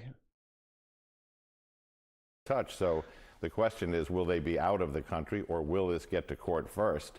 But we're going to have to watch how this is going to play out because it's going to dictate, how the future is going to. And who knows what fucking country they'll deport her to, because apparently we just send people wherever the fuck we feel like it.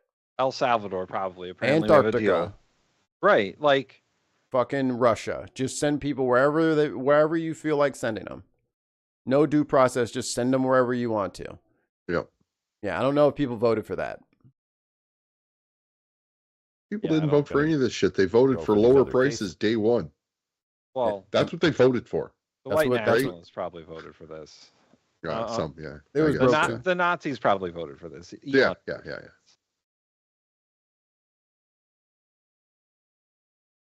we don't even need a new voting system. We need an entire new party building system. Yeah. I mean, I'm all for it. I'm all for fucking tearing down the voting system and starting again because this is bullshit. Yeah. That's exactly right. John, thanks so much. It's good to see you. Thanks. This morning, the Turkish government says it's closely watching the case of Rumeysa Öztürk, a Turkish national and graduate student at Tufts University, who was detained outside her home this week. The Department of Homeland Security says she, quote, engaged in activities in support of Hamas, but has yet to specify what those activities were. And there it is. They're not even going to say what what the danger was, what the risk was. No. It's because they're fascist. Unbelievable. Yeah. But again, because of Bannon's flood the zone mentality, you can't take your eye off the ball because they're still doing stupid shit. Department of Health and Human Services is set to announce a major reorganization today, including thousands of job cuts. What's the latest on that? This is a very significant announcement. The Department of Health and Human Services confirms that they're going to take about 10,000 full-time employees and eliminate That sounds like a those good idea. positions. This comes after already 10,000 people have taken buyouts or early retirements there. So 20,000 jobs at that agency now will be cut, or people leaving the agency. Diane, the department says that this is not going to have an impact on critical services, despite losing about a quarter of the workforce in such a short amount of time. But it really does remain to be seen how we're going to see that play out in terms of real world impact. We've already seen top researchers at the National Institutes of Health have. Yeah, I guarantee you they didn't vote for this either. No. Like, it is literal crazy people running things right now. Actual crazy people. They cut the Social Security workforce maybe a week or two ago. And now at the Congresswoman's office, we deal a lot with people who are like waiting on Social Security checks, or they have an issue with Social Security or whatever. The Social Security stuff is like starting to get to a critical mass where like people are having to wait forever. You have to get an appointment with Social Security to deal with them. Yep. And there's no way to turn the phone off. And they turn the phones off. Like I had one guy who came into the office because he went to the Social Security office down the street and said they wouldn't let him in. They said he'd have to wait for hours. Yeah. And cutting a quarter of HHS's workforce and saying services aren't going to be affected is a lie. A blatant 100%. lie. 100%. And HHS is like the CDC and the FDA and Medicare and Medicaid. Yeah, fuck those kids. So if it's anything like the job that I'm doing, when there's cutbacks and our staffing goes down, basically it takes longer for us to get to the work, right? Yeah. And then when we get the work, we don't spend as much time on it. Right. Right? So it means if we got to contact you, instead of giving you like a week to get back in touch with you, we'll change that to 2 days. And then we'll close our case, go on, and then you're back to the beginning again, having to start from square one. Yeah. And send in your request again and do whatever, right? Yeah. So it's like that's the way things are when you suddenly take that. Yeah, it's going to affect it. Here's Big a more time. here's a Both more ways. accurate breakdown of what they're doing. 35,000 full-time employees will be fired from the Food and Drug Administration. So wow. Good luck, Yeah. guys. Yeah. I hope you check your meats before you buy them. Check your food every time you get it now. 2,400 workers from the Center for Disease Control and Prevention, roughly 18% of their staff. Yeah, put your masks on again, just to be safe. 300 workers for the Centers for Medicare and Medicaid Services, roughly 4% of its employees, which they can't afford to lose at all because their shit's already being cut. Right. Yeah. So that's wild. They're also closing regional offices and cutting $1.8 million per year from the department. If I said million, I meant billion. Billion. With a B. Okay. Yep. So, I don't know. Fucking good luck, America. I hope you enjoy your fucking. What's that restaurant that RFK Jr. went to? Oh, Steak and Shake. Steak. I hope you love your fucking beef tallow fries, you assholes. Like, this is like, and with RFK Jr. at the helm, is he trying to break this? I think the answer is clearly yes. Like, this is like the most inept cabinet that there's ever been. And they're aggressively inept. Like, they want everyone to know that they have no idea what they're doing. Like, Pete Hegseth finally gets on the spotlight, and it's because he's fucking group chatting. Yeah. Like, RFK's like, I don't know if... I know I said that I believed in vaccines, but I'm kind of going to walk that back now. I know you got measles and mumps running around, but hey, I got to keep it real. You know, I'm RFK, baby. I got to keep it real. Eat these fries. Unbelievable. Cuts there, and you know. Yeah. I was going to say, cutting funding for the CDC, while just barely, like, really not actually out of the COVID pandemic, is fucking insane. It is. What if there's another pandemic? What if the flu is a little worse one year than you think it is? Like, they will be safeguarded from all this because they don't have to deal with you pores. And when you pores die off, we can have all your property. They're going to hide inside their mansions, and they're going to let whatever happened to us happen to us. That's the plan. And if the whole plan is government efficiency, this isn't efficient. This is making things way less efficient. You're letting people fend for themselves out there by cutting 20% of the workforce for the FDA and make sure that drugs come out slower, making sure that food isn't inspected as often. You're going to get people sick, and people are going to die. Yep. Efficiency. This is all, and then the thing that I love to remind MAGA about with all this is all so that Elon doesn't have to pay more taxes. That's what all of this is for. So all the harm that comes to these schools, everything that happens to these people who get sick from the food or just get sick, and then there's like no one in the healthcare industry anymore to take care of them. Cool. This was all so that rich people could save more money. You're not going to get shit. Yeah. And rich people can afford the medical care at the higher expense. It just doesn't affect them. They can afford them tariffs too. Yeah. So. They do a lot of significant work on disease prevention and other things. The statement, though, from the Secretary of Health and Human Services, Robert F. Kennedy Jr., says this: "We aren't just reducing bureaucratic sprawl, we are realigning the organization with its core mission and our new priorities." Diane, this is all part of this effort by the administration to cut what they say is waste, fraud, and abuse. And the administration says this is going to save taxpayers about $1.8 billion per year. It's not. It's not. It's not. You're going to cost people money. And even if it did, that's not even a drop in the goddamn bucket, dude. But and here's what I really see happening is that people are going to get sick of this, and they're going to, if a vote happens, they're going to get these guys out of power in a couple of years. The new government comes in and has to rehire everybody that got let go. And If they not come only back. that, they're going to have to compensate them for that time to get them back. That way they get the skilled workers back, and it's going to end up costing 3 times as much, and you're going to be like 4 years behind. Congratulations, everyone. Trump saved us all $5 for the year with that. You guys, would you guys rather have your $5 or clean food and drugs to treat your cancer? I mean, $5 is $5. $5, man. Yeah. I mean, I can get an extra maggoty burger. We're all gonna be eating fucking lembus. Oh my god. I'm with Billy in the chat. General strike. Enough of this shit. I'm done. This is exactly why we should have fucking shut it down. We should have Shut it down. Shut it down. If you're gonna fucking burn yourself out, you burn out on your own terms. You don't let them dictate what's gonna happen. First of all, have you? Now, what do you mean by general strike? You mean like nobody goes to work? Nobody 30% of Americans don't go to work. 50%, 100%. What are you saying? At least all but that 77 million.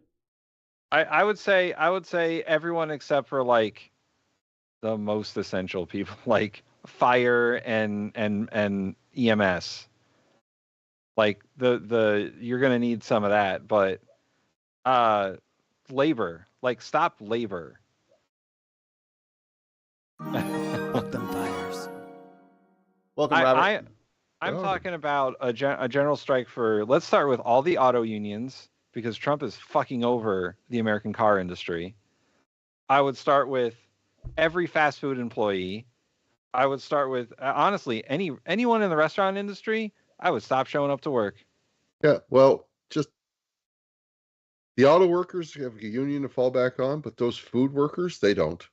They don't. So that means I made your cell, and most I goes where I goes. Paycheck to paycheck, right? I found it. So you're talking about them losing wherever they're living in a month.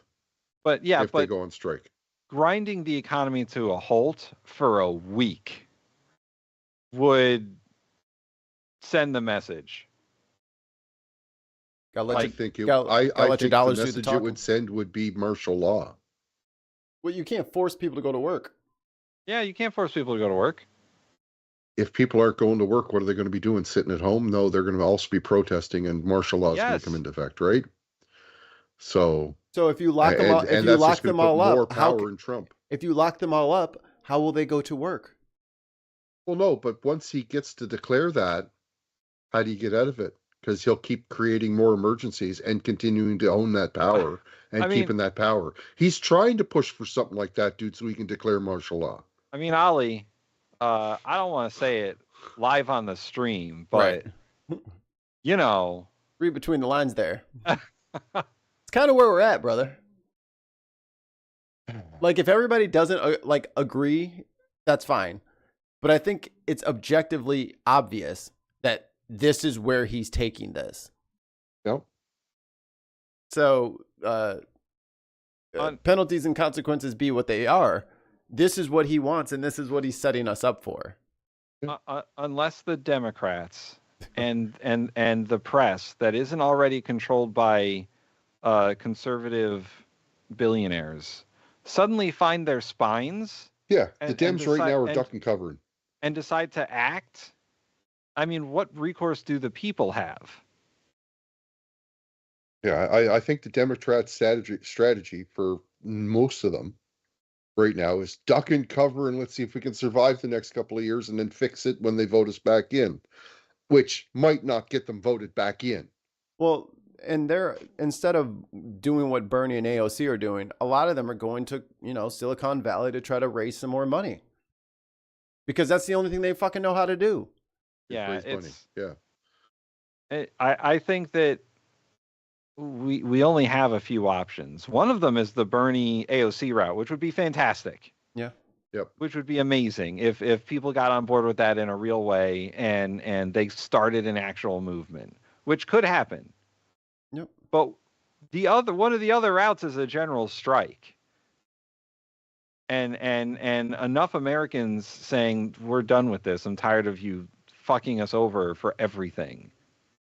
Repeatedly, over and over and over. Because even if someone was a Trump voter and the first three things didn't hit them, like, this is hitting every single, like, I've been saying it, like, these crops need to get in the ground, bro. They should have already been in the ground. And you keep playing with people's money. Now people are just like, maybe I'll just sell. Or maybe we'll just do something. Maybe we'll just do what we already had from last year. Maybe we'll just do hay or something. Like, he is messing up food. And now we won't even have people inspecting the food. And now they just shut down the Department of Education. So if you had a special needs kid, now the school can just say, fuck off. Teach them yourself. I don't have to. I don't have to make accommodations for your fucking brat. Do it yourself. Like, and when grandma doesn't get her Social Security check, and now she's needing to move back into the house with y'all. Like, it's unfortunate that it always has to go on their direct doorstep for them to, like, run the thought experiment to its logical conclusion. So yeah, I get it. The Harris-Walz campaign had a lot of fucking holes in it. But it wasn't going to be starving people everywhere. It wasn't going to be homeless people everywhere. It wasn't going to be no other country trusting us with military information now. Right. We weren't going to, like, literally live in 1984. Right? We weren't going to live in some Orwellian fucking nightmare Like, I know that people say that, like, yo, that's hyperbole or whatever, but it's not anymore. It's not. Read 1984. Read Animal Farm. That shit is happening here now. Yep. For real. They're fucking blackbagging people off the street because they wrote op-eds. About another country. Canadian government officials are recommending no travel to the United States. Good. Don't come to America. Don't come. Right? If you are a foreign national and you think that America is your ally, you're wrong. Yeah. Don't do it. Oh, fuck yeah. And the fact that the op-ed wasn't about America. It was anti-Zionist Israel. Listen, you guys all And that's know what I'm got not- her and that's what got her black-bagged, was saying something about Israel. So if you guys don't think that Israel hasn't been behind most of all of this craziness and how like the IDFication of America, like that's what they're trying to do. They're trying to set us up like some sort of like, you know, you just go in, you bomb some stuff, and then you take it, and then you keep it, and then it's yours, and then you get like, I don't know if Trump's been hanging out with Netanyahu too much, but we have a whole different set of government over here. Oh, yeah. And he's trying to run us like we're some small vassal state that gets away with war crimes. This is not we're not going to be able to just walk away from this and just be like, okay, well, Trump did all that stuff. Like, no, this is going to be decades and decades of cleanup from this. So, like, our standing is fucked. like, you guys all know I'm not religious, right? Ali, But- I hear but- you're a super Christian. No, okay. But even the Pope is saying what Trump's doing is fucking not fucking right and against what the church wants and stuff, right? So, Well, and like the Pope called Gaza genocide, so yeah, I mean, you know, popes are popes, but this is a better pope than most, I would say. Yeah. And like he has been generally on the better side of things, and Pastor you know, Ali. Pastor Ali. Pastor me, yeah. Okay, Pastor no, Ali. never Oh, gonna happen. Cardinal Ali. There we go. Bishop. Mikey, check the chat. Our Huh? chat, not the Our chat, our chat. Just a bunch All of new at swastika. 6, could teenagers soon replace deported migrants in our workforce? A Senate bill that narrowly advanced in the legislature aims to ease child labor laws, allowing minors to work more hours. The governor... What? Oh man, it's coming. Few of those when I went through puberty. Honka honka! Well, We're yeah, all yeah, gonna yeah, die. that makes Anyway, Hey, just They have want- a 14-year-old putting in the water main. Yeah. They want more just labor people and slave-like workers. They're taking away their education so they can, if they're not going to school anymore, now they can start working earlier. Yep. Get them out Exactly. there. Exactly. Get them out there. Holy fuck. This is part of the MAGA Republican cult, by yeah, the way. This yeah. reducing Make the child America labor stupid laws. again. It's not MAGA, it's MAGSUck. This is like Charlie Kirk, Nick Fuentes shit. But they all went to college. They don't want anyone else to. No. This pulling up the ladder, slam the door behind you bullshit is so transparent. Like, I don't understand how these young idiots, well, that's probably, I just explained it right there. These young idiots honestly believe that these people give a shit about what happens to them. They are using you because you are dumb and young and you'll listen to anything. Hey, hey, you don't need no Social Security, dude. That's such a waste. Why are they making you pay for that? That's so crazy. Because your grandma, who helps raise your little nasty snot-nosed ass, would like to have $3.50 out of your check. Your check that's $400 or $500. Yeah, she wants that. Yeah. And guess what? She deserves it. And it's not just your grandma, it's everybody's grandma. It's everybody's grandma. Yeah. And all these people that are in like homes and stuff like that and assisted living facilities, they're gonna close them all. Because if the money doesn't show up, all of the people will have to be cash. And if there's not enough people that pay cash to warrant the lease on the building and the utilities and all that, they're going to close it. Or you'll have to pay $33 billion a month to keep the whole facility open for your two grandparents. Here's an interesting thing to look at. I wonder what the average lifespan in the United States is right now. Oh, it's dropped. And what it will be in the next 4 years, and how much it goes. Like it's been steadily going up, right? Steadily going up for the last century, and now it's going to go like that. And then COVID happened and it went down. It's 77.43 years. I bet you it's going to be 74 years before Trump's out of office. Before COVID, it was 50. Canada's at like 82 years. Hey, let's go to Canada. I don't know if they'll let us in. Take care of our people. Health care.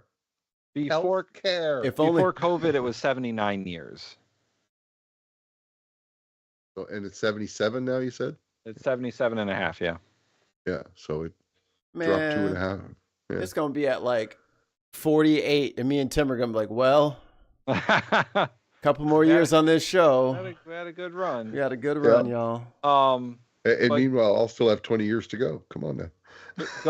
Going back to the nursing home stuff, 2/3 of the seniors in nursing homes their nursing homes are paid for, at least in part, by Medicaid. Yep. And they're going to get rid of that shit. So they're going to completely disrupt an entire system of elder care so that they can save a few bucks, so that we can all have a theoretical extra $5. But it's not the $5 though, because it's just going to be like, that's not in the thing. Like, that's not in the plan to make sure that like middle and low income people get anything. Their taxes are going up $900 a year. Like, they already crunched all the numbers have been crunched. Everybody that makes under $346K is getting a tax increase. And then or no, it's 150, 154, and then like the 300 something and above all get cuts. But everybody below that 148, like your taxes are going up, dude. Yeah. Like, oh, well, we're going to get rid of the income tax. Okay, first of all, no, they won't. They'll just promise that they will, and they'll just take all of your shit now. You know, they can't get rid of the income tax. It's an amendment to the Constitution. Oh yeah. They can just alter how it's applied, and the way they're altering it is by making sure that the rich pay less. It's not like anybody works at the IRS anymore. Thinks it could fill positions left vacant by having fewer undocumented immigrants. CBS News Miami's Chelsea Jones is in the Redland with how a local teen is hoping this helps his quest of finding employment. I talked to a 17-year-old who is working with his dad over spring break to make a little extra cash. He says he's been looking for work unsuccessfully for 2 years, and a law like this could have helped him. Alex Jesse is no stranger to labor. He's been on track loaders like this. How much you think that Bobcat costs? Ooh, enough, I think. Everybody should just, just use your dad's Bobcat. And you can get a summer job, like, but making some real money. Just have a Bobcat. Just have a Bobcat. I bet you it's in that 60 to 70 grand range for a small one like that. Yeah. No. So, you think it's more? Oh yeah. Look up how much. They're hundreds of thousands of dollars. Since he was 7 years old. Instead of spring break fun, he's working to restore the Pine Rocklands, working for his dad's company because finding work hasn't been easy. And why the hell should I get a qualified person in here? I can just have my kid do it. Change the law so that my kid can do it, so I don't have to pay people. We don't have to care about to Publix, Walmart, and different places, food franchises. And all of them tell you. You lying. He's lying. He's used one. To no fast food Tuesday, the state you can legislature. get that same model, used one for 20 grand. It's so used though. New, it's probably 40. That's a 2010 one. A 2010 for 20 grand. I'm just right. So you get a used one for that. We're looking up bargains. You're supposed to be bolstering my point and finding the most expensive one on the market. What the hell? Solidarity, mug. Solidarity. I'm going to John Deere now. I'm going to John. It's a Bobcat. I don't know. They're giving out like $10,000 cash rebates. They're probably pretty expensive. Oh yeah, if the rebate is 10 grand. Holy shit. That would allow 16 and 17-year-olds to work more than 8 hours a day on school nights and 30 hours a week without mandated breaks. There you go. There you go. without mandated breaks. That's my favorite part of any fucking labor law. Because, you know, in the fields, we can't really be giving them breaks every like 3 hours. Right. No 10-minute, 15-minute break every 3 hours. That would be too much. Oh, they don't have the prices on the website, Mikey. They're just get a quote. The Bobcat's S770, about 83 grand. Look at that. Hundreds of thousands of dollars. Mikey was It right. would also allow 14 and 15-year-olds that have graduated from high school, are homeschooled, or attend virtual schools to work. What's wrong? So let's so Oh so man, they're Ron equating DeSantis. So they're equating people who have graduated from high school at 14 and 15 years old. These wizards. Yeah. They need to get in that fucking forklift and just start working in the warehouse. I mean, they could start moving stuff. Why just because you're a genius doesn't mean that you can't just do dangerous, heavy equipment work. Hey, I was thinking, patreon.com/the Bin Podcast if you want us to buy a Bobcat. Ooh, Bobcat you fun. guys could help out. Bobcat fun. I will fix all put the it to work. potholes. I will fix all the potholes if you guys buy me a Bobcat. I will get all the attachments. And Buy a Canadian Bobcat. We won't get no 80 grand one. We'll get the 20 grand one that Ollie was talking about. Yeah, use one. We'll get a Capitiller. Ooh, yeah. Homeschooled or attend virtual schools to work. Oh, right. But yeah, the people who graduated at 15 from high school, did all their physics, all their other stuff. Like they did that. They're on the same level of people who attend virtual school and are homeschooled, which is probably what I'm going to end up doing. That's probably what I'm going to end up doing. Fuck. Yeah, because I think I'm just going to take see if I can get like a 1 semester thing at the junior college for early childhood education or something like that, just so I can feel better about what I'm doing. I mean, shit, I might have to start teaching the neighborhood kids. What's wrong with expecting our young people to be working part-time now? I mean, that's how 30 hours is a wild thing to say part-time for kids. What's is. Wrong? And that's more hours than he works. It should be going the other way. It should be you shouldn't have to work until you're older, and that way you've had a chance to get more education, more schooled, become more matured, so you can take your job a little bit more serious. And because 14-year-olds just don't take shit serious. They're gonna be carving boobs into the snow with the fucking snow plows and shit like that.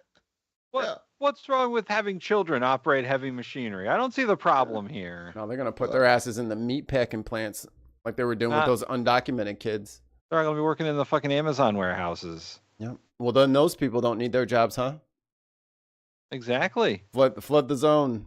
Used to be when I was growing up. The idea is that with this bill, low-wage or undesirable jobs once filled with migrants now get filled with younger workers, a solution Governor Ron DeSantis supports. I don't think the at night late working and going to school doesn't sound to me to be something conducive for a young person. McNagey is the owner of Mixed Greens. We farm about 100 acres of tree farming. That is a good dog right there. Look at that dog.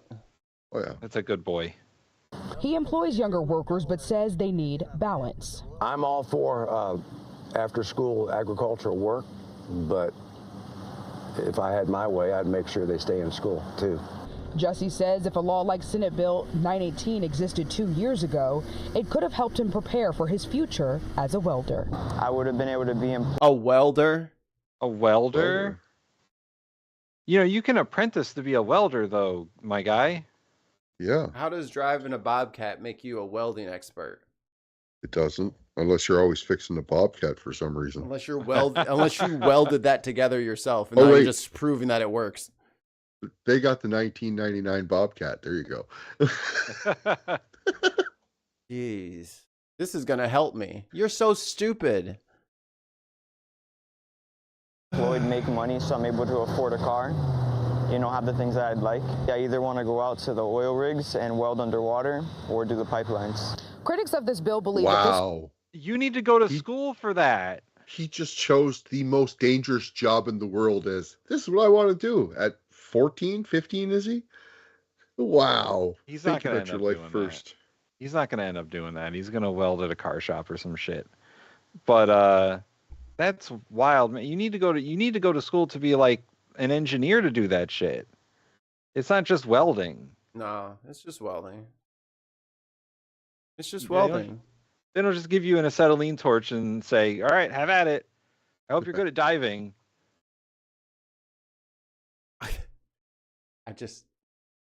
This will lead to sleep deprivation of children, academic decline, even added pressure for those working. Oh, I'm predicting it. The next generation of kids, like after the alphas, are going to be shorter.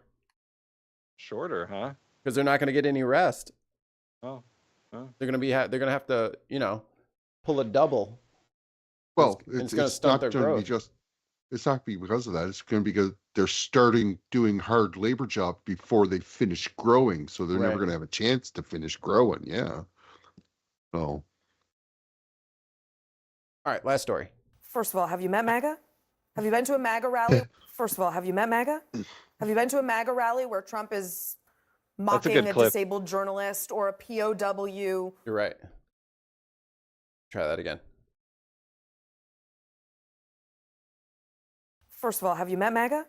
Have you been to a MAGA rally where Trump is mocking a disabled journalist or a POW or saying we should punch him out? I mean, it is rich. And let me tell you, I have been very, very out there on criticizing Trump for that disgusting, disgusting rhetoric that has coarsened the language around politics. It's gross. He's why we got here.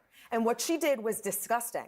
And I am not going to accept her spin of this. It's disgusting and gross to mock someone who is disabled just because you don't like them. And if Democrats, this is your idea, this is what your party's going to do now, is do Trump, but gross, but worse, and then pretend it's not. I'm not here for this, and please do better. Please, this cannot be the answer for the future of the Democratic Party. I mean, I think. Yeah. Tunn's last comment is fucking hilarious. That's funny. I'm trying to find the clip. You're trying to find the actual, like, the original clip? Yeah. Thought they would show it in there, but it doesn't look like it's going to be in there. It is the. Oh, here we go. Comment getting a lot of attention across the country, and because of it, Dallas Congresswoman Jasmine Crockett could be censured for what she called Governor Greg Abbott. Iowa Politics reporter Jack Fink with how the governor is responding. Play the clip. Y'all just pray for me, because who knows what I'm going to end up saying. That's how Democratic Congresswoman Jasmine Crockett of Dallas began her speech Saturday before the Human Rights Campaign. Minutes later, she made the remarks that have made national headlines. Okay, say it. In these hot Texas streets, honey. Y'all know we got Governor Hot Wheels down there. Come on now. And the only thing hot about him is that he is a hot mess, honey. How are you doing? Good. Governor Abbott responded in a... Oh, look at him shaking hands with fucking kids. Oh my God. Look at the spin job on this. So yeah, if you guys don't know, that's Governor Abbott. Certified lover boy, certified fucking piece of garbage. Like, this is the same motherfucker who decided to box up migrants, lie to them, tell them that they were taking them to a processing place, put them on fucking Greyhound buses for like 14, 18 hours, and dropped them off in the winter in Chicago at 3 o'clock in the morning. They had to write up a fucking a bill to block touring buses from coming into the city without the city's authorization, because they were just dropping people off without any kind of coordination or anything. He thought it was hilarious. He thought it was so funny. It was so funny. She might get censored over this. That's ridiculous. I goes where I goes. Thanks for the sub, Fiz. So many subs. But this is the same guy who thought it was okay to put, and these people were in summer clothes, or like t-shirts and jeans, and they were dropped off in fucking Chicago when it was below freezing. Yeah. You wrapping their blankets around them. So yeah, you're gonna eat some fucking shit eater. Fuck this guy. I hope, and you know what? And for everybody who might feel some type of way about me being happy that he got made fun of because it's ableist or whatever, I didn't hear y'all defending Jasmine Crockett. So save it. Actions speak louder than words. And in this instance, I think we have a president who, when the plane crash happened in Washington, D.C., he blamed it on people with disabilities. When RFK says that autism is a threat to the American way of life, which is a disability, apparently the White House has ended ASL, American Sign Language interpreters, in briefings, which is making it inaccessible. Questioning and gutting Social Security, which a lot of disabled people rely on, Medicaid, Medicare, people rely on. And in his first campaign, mocking disability. Two wrongs don't make a right, but actions speak louder than words, and the policies of the Republican, including undermining special education, ID, the Individuals with Disability and Education Act, making sure that schools are not going to be accessible. Those are the actions of this administration. Those are the actions of the Republican Party. I would rather folks be demonizing those things than... But to be clear, you don't agree with what she said, right? Well, No, I ain't condemning shit. Suck my dick. her explanation was that she wasn't referring to that policy. If she So was, you buy that? But here's the Yup, I sure do. That's exactly what I believe. And I'm not lying. thing. If you make fun of somebody because of their disability, I do not agree with that. As a person with a disability, as a person who has family members with a disability, as a person who has taught children with a disability, that is not acceptable. She said that's not what she was doing, and so I know Jasmine, and I believe Jasmine if that's what she was saying. Well, I don't know her yet. Oh, look who's back from his latest cry session over, this is when Donald Trump became presidential. Fucking Van Jones. And so here's how I see it. She's new. She's young, and she's trying to find her way. I think that this party is scrambling, trying to seem tough. And I'm seeing this party traffic in a lot of curse words. That's supposed to be like the new cool thing to do. Fuck, fuck, fuck, fuck. I'm still Fuckity, right. fuck, I'm fuck, still right about the politics. You know what I mean? Like, kiss my ass with this roll over and let them fucking just be mean to you all the time and take the fucking high road. Fuck you, Van Jones. How about that? How's that for no fucking bad words?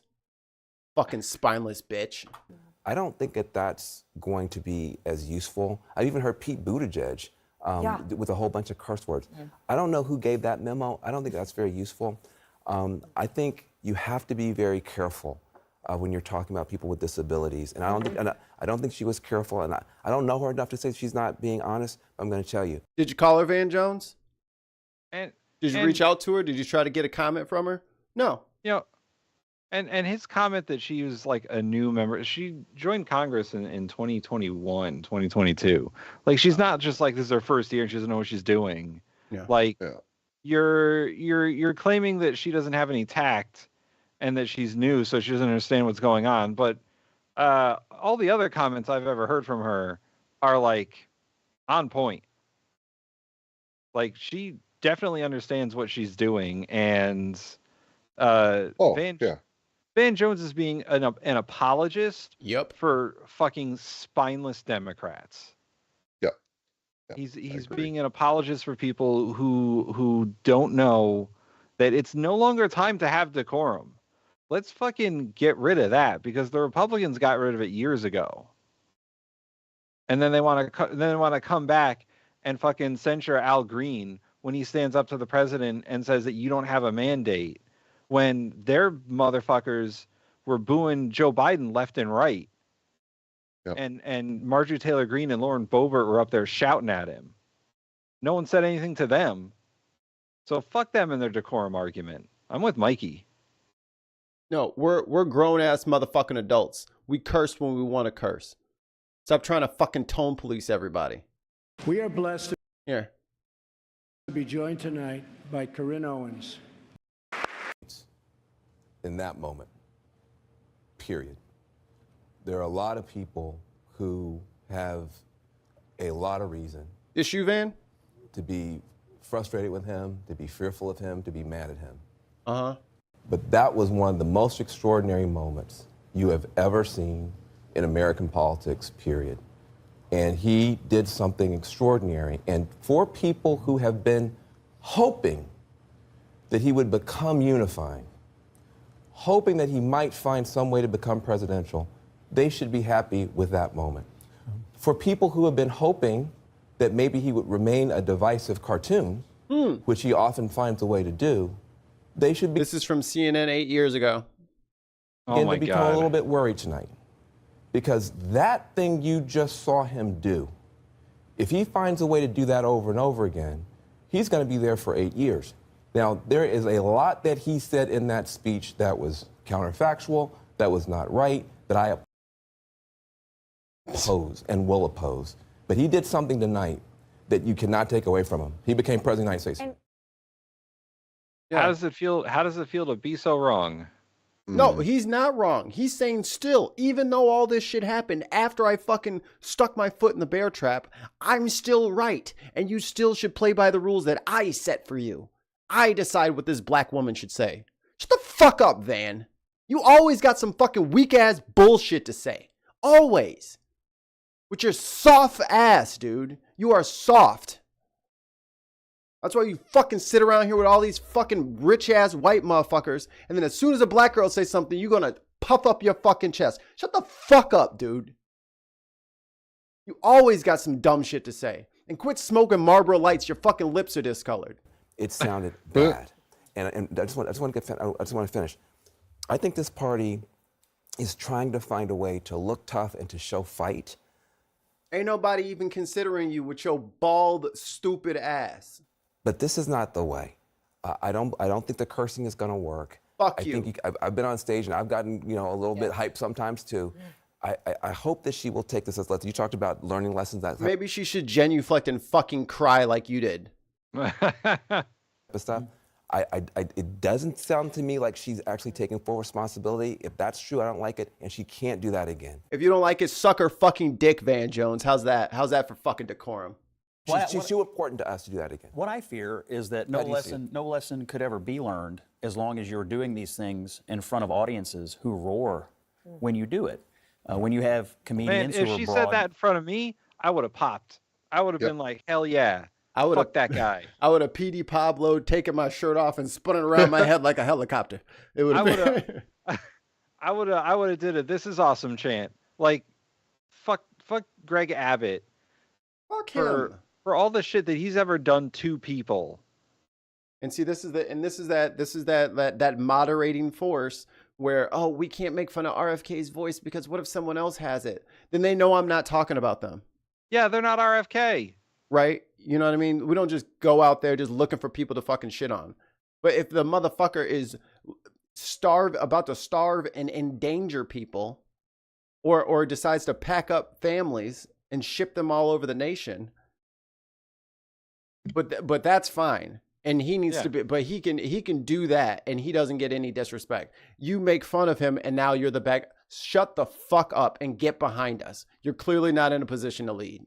Hot Wheels was probably the nicest thing that Jasmine Crockett could have said about Governor Greg Abbott. Let's be honest. Right.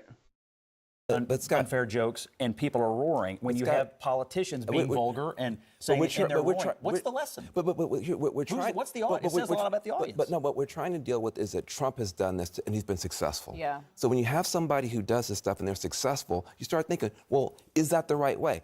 I would like for us to say it's not. But I think it's hard for us to hear Republicans scolding us on it when your guy does it all the time. We are trying to find a way for it. Jasmine is too important to make these kinds of mistakes. I think she has a bright. It's not a mistake. Future. It's not a mistake. I hope that tonight she's looking and says, you know what? I don't have to do that kind of stuff to get an applause line. She's too important for us to make those kind of mistakes. Hey, Van Jones. Also, again, fuck you. Mind your own fucking business. Why don't you run for fucking office? Why don't you do something with your fucking life? Other than fucking suck ass from other people. She's not fucking important to you. You can't just like steal her importance like that. Like you can't. You're not the arbiter of who's fucking important. Right.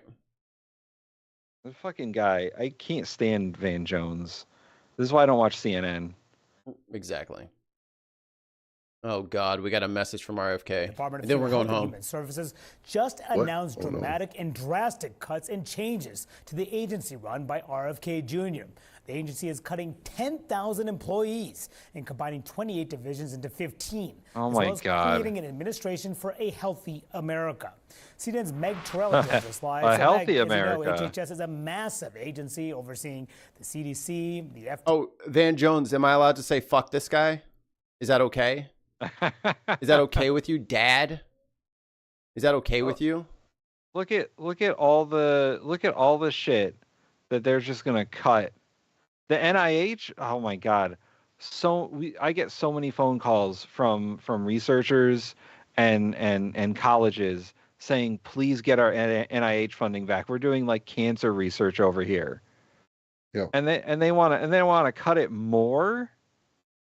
Oh, let's just walk past the fact that the Indian Health Service, for all the people on reservations, just cut all their money too.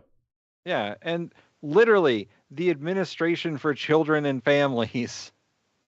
This is That's what it's called. This is You what can't they make- want.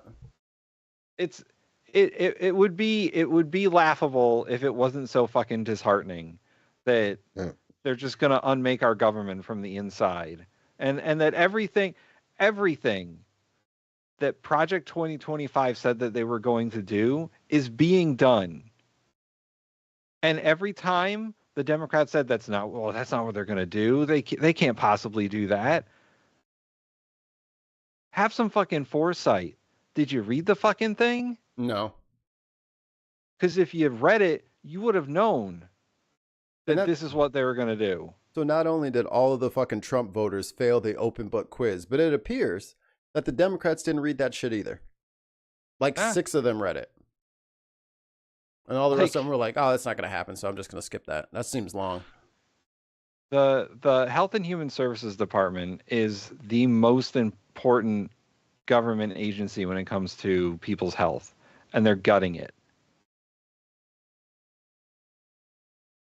They're getting rid of half of this shit's not going to exist. Right. NIH, the Centers for Medicaid and Medicare, and that's just to name a few. So walk us through these significant changes. Yeah, Manu, I mean, it's a large agency. It was 82,000 employees, and after this, it's going to be 62,000 employees. So about 25% smaller with these cuts, which are designed to save $1.8 billion per year. And as you said, consolidate 28 divisions into 15. So where are these cuts going to come from? Well, 3,500 workers at the Food and Drug Administration are going to be cut. 24. Hey, Ollie, get your fucking brainworm. We're going to get this brainworm guy to speak. There you go. I haven't finished the brainworm, dude. It still just looks like a straw. Right? Like, look at that. FDA 3,500, CDC 2,400, National Institute of Health 1,200. But 20% of the FDA is going to go away, and once again, they are the people that monitor our food and approve drugs for usage. That's right. Like, what the fuck?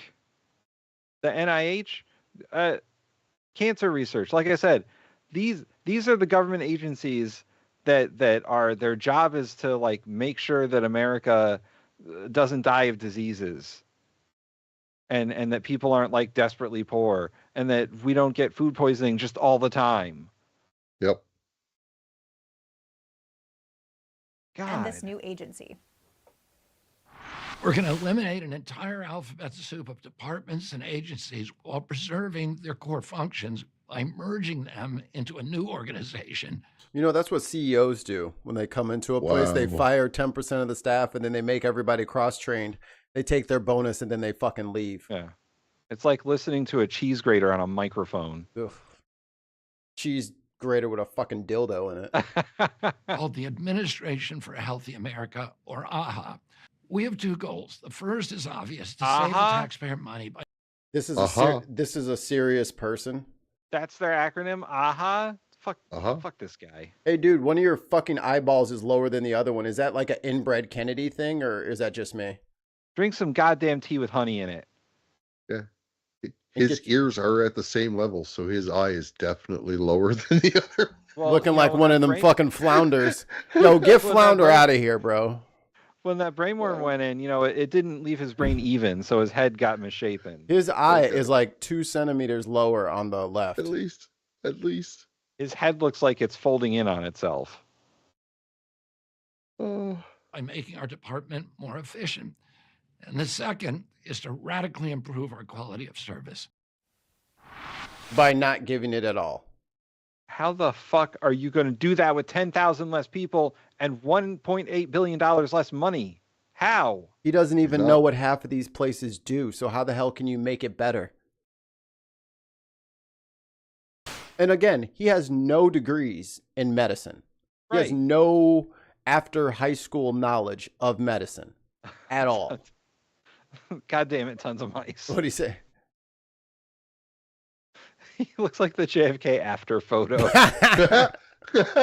And see, we're going to laugh at that because fuck being nice to fucking fascists. I don't know what fucking Van Jones is thinking.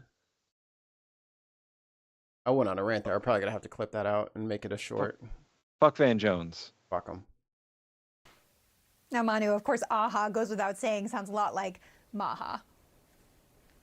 So Sure, Mag, as you whatever. just said there, they're announcing this new. And all this fucking making people say nonsense words as if they're real fucking things. No, this is the dumb administration. It's the dumb healthcare administration. Like, I'm not calling it all these dumbass fucking, you know what I mean? Like the branding of Trump and all the, I'm not seeding the ground that you don't know what you're fucking doing. And if you want to give it some dumbass Looney Tunes fucking title, I'm not saying it with you. Yeah, it's U.S. Digital Services, not Doge. Yeah. And every time we say Doge, it's a soft advertisement for the fucking coin that they own, fucking 70 of. So what exactly would that agency do? Nothing. So it consolidates 5 different agencies from around HHS under this one umbrella, including the Substance Abuse and Mental Health Services Administration and the Agency for Toxic Substances and Disease Registry. Yeah, so if you're getting poisoned by that plant down the road, don't worry about it. Don't worry about it. They'll fix it. We don't know exactly what it's going to do, but you have to assume, Manu, what it's called, AHA, sounding just like Maha, it was probably National Institute of Occupational Safety and Health. There you go. If your kid's got anything wrong with them, that's your problem. going to be Health one Resources arm. and Services Administration, like that. I get, like there's too many bureaucracies, maybe.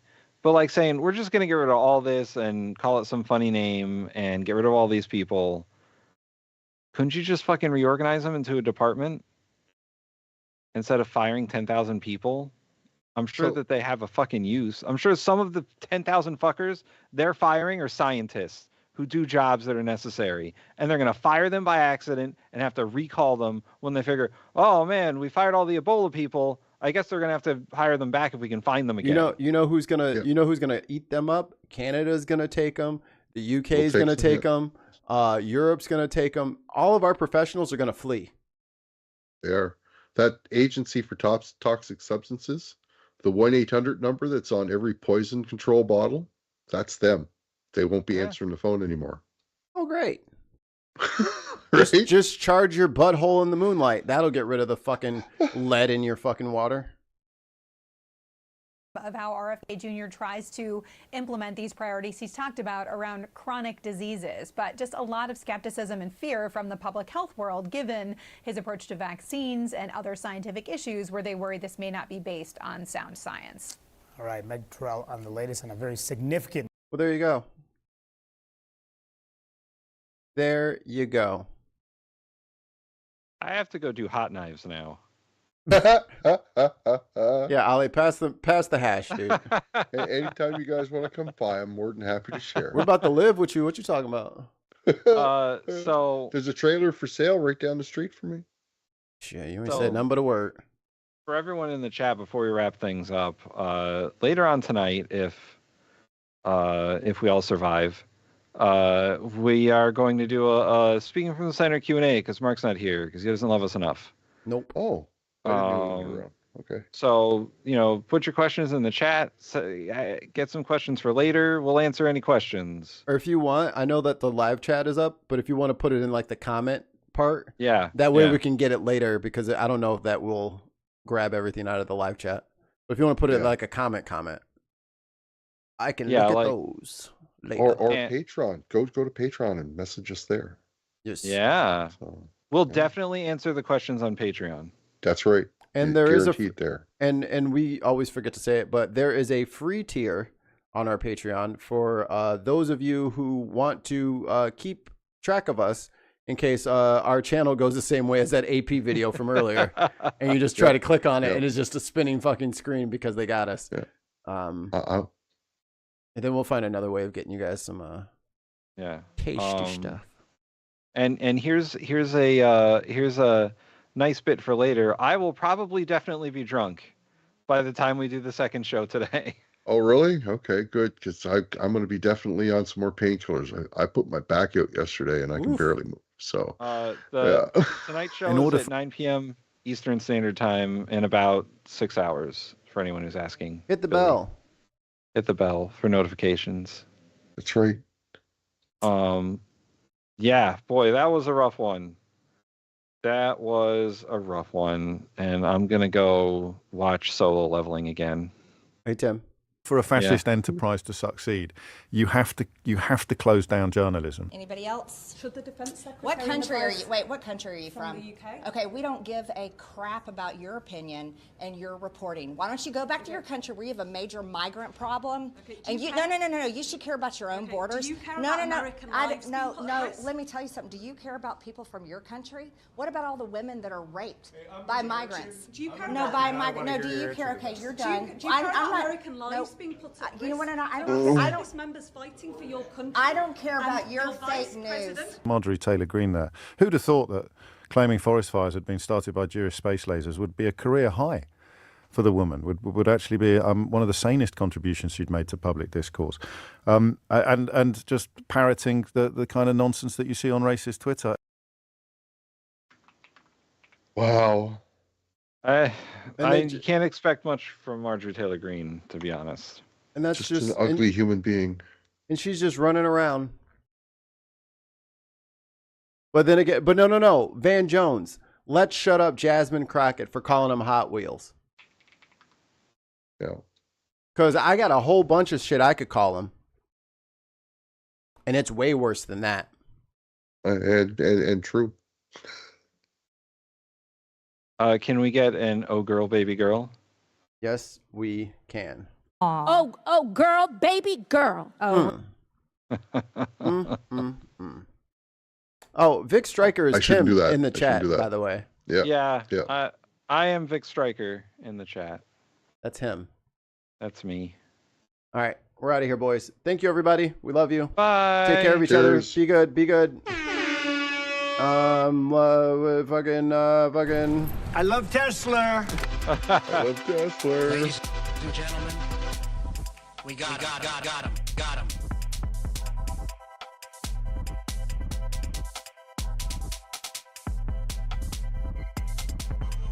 Fuck Van Jones. Fuck Van Jones. Fuck him.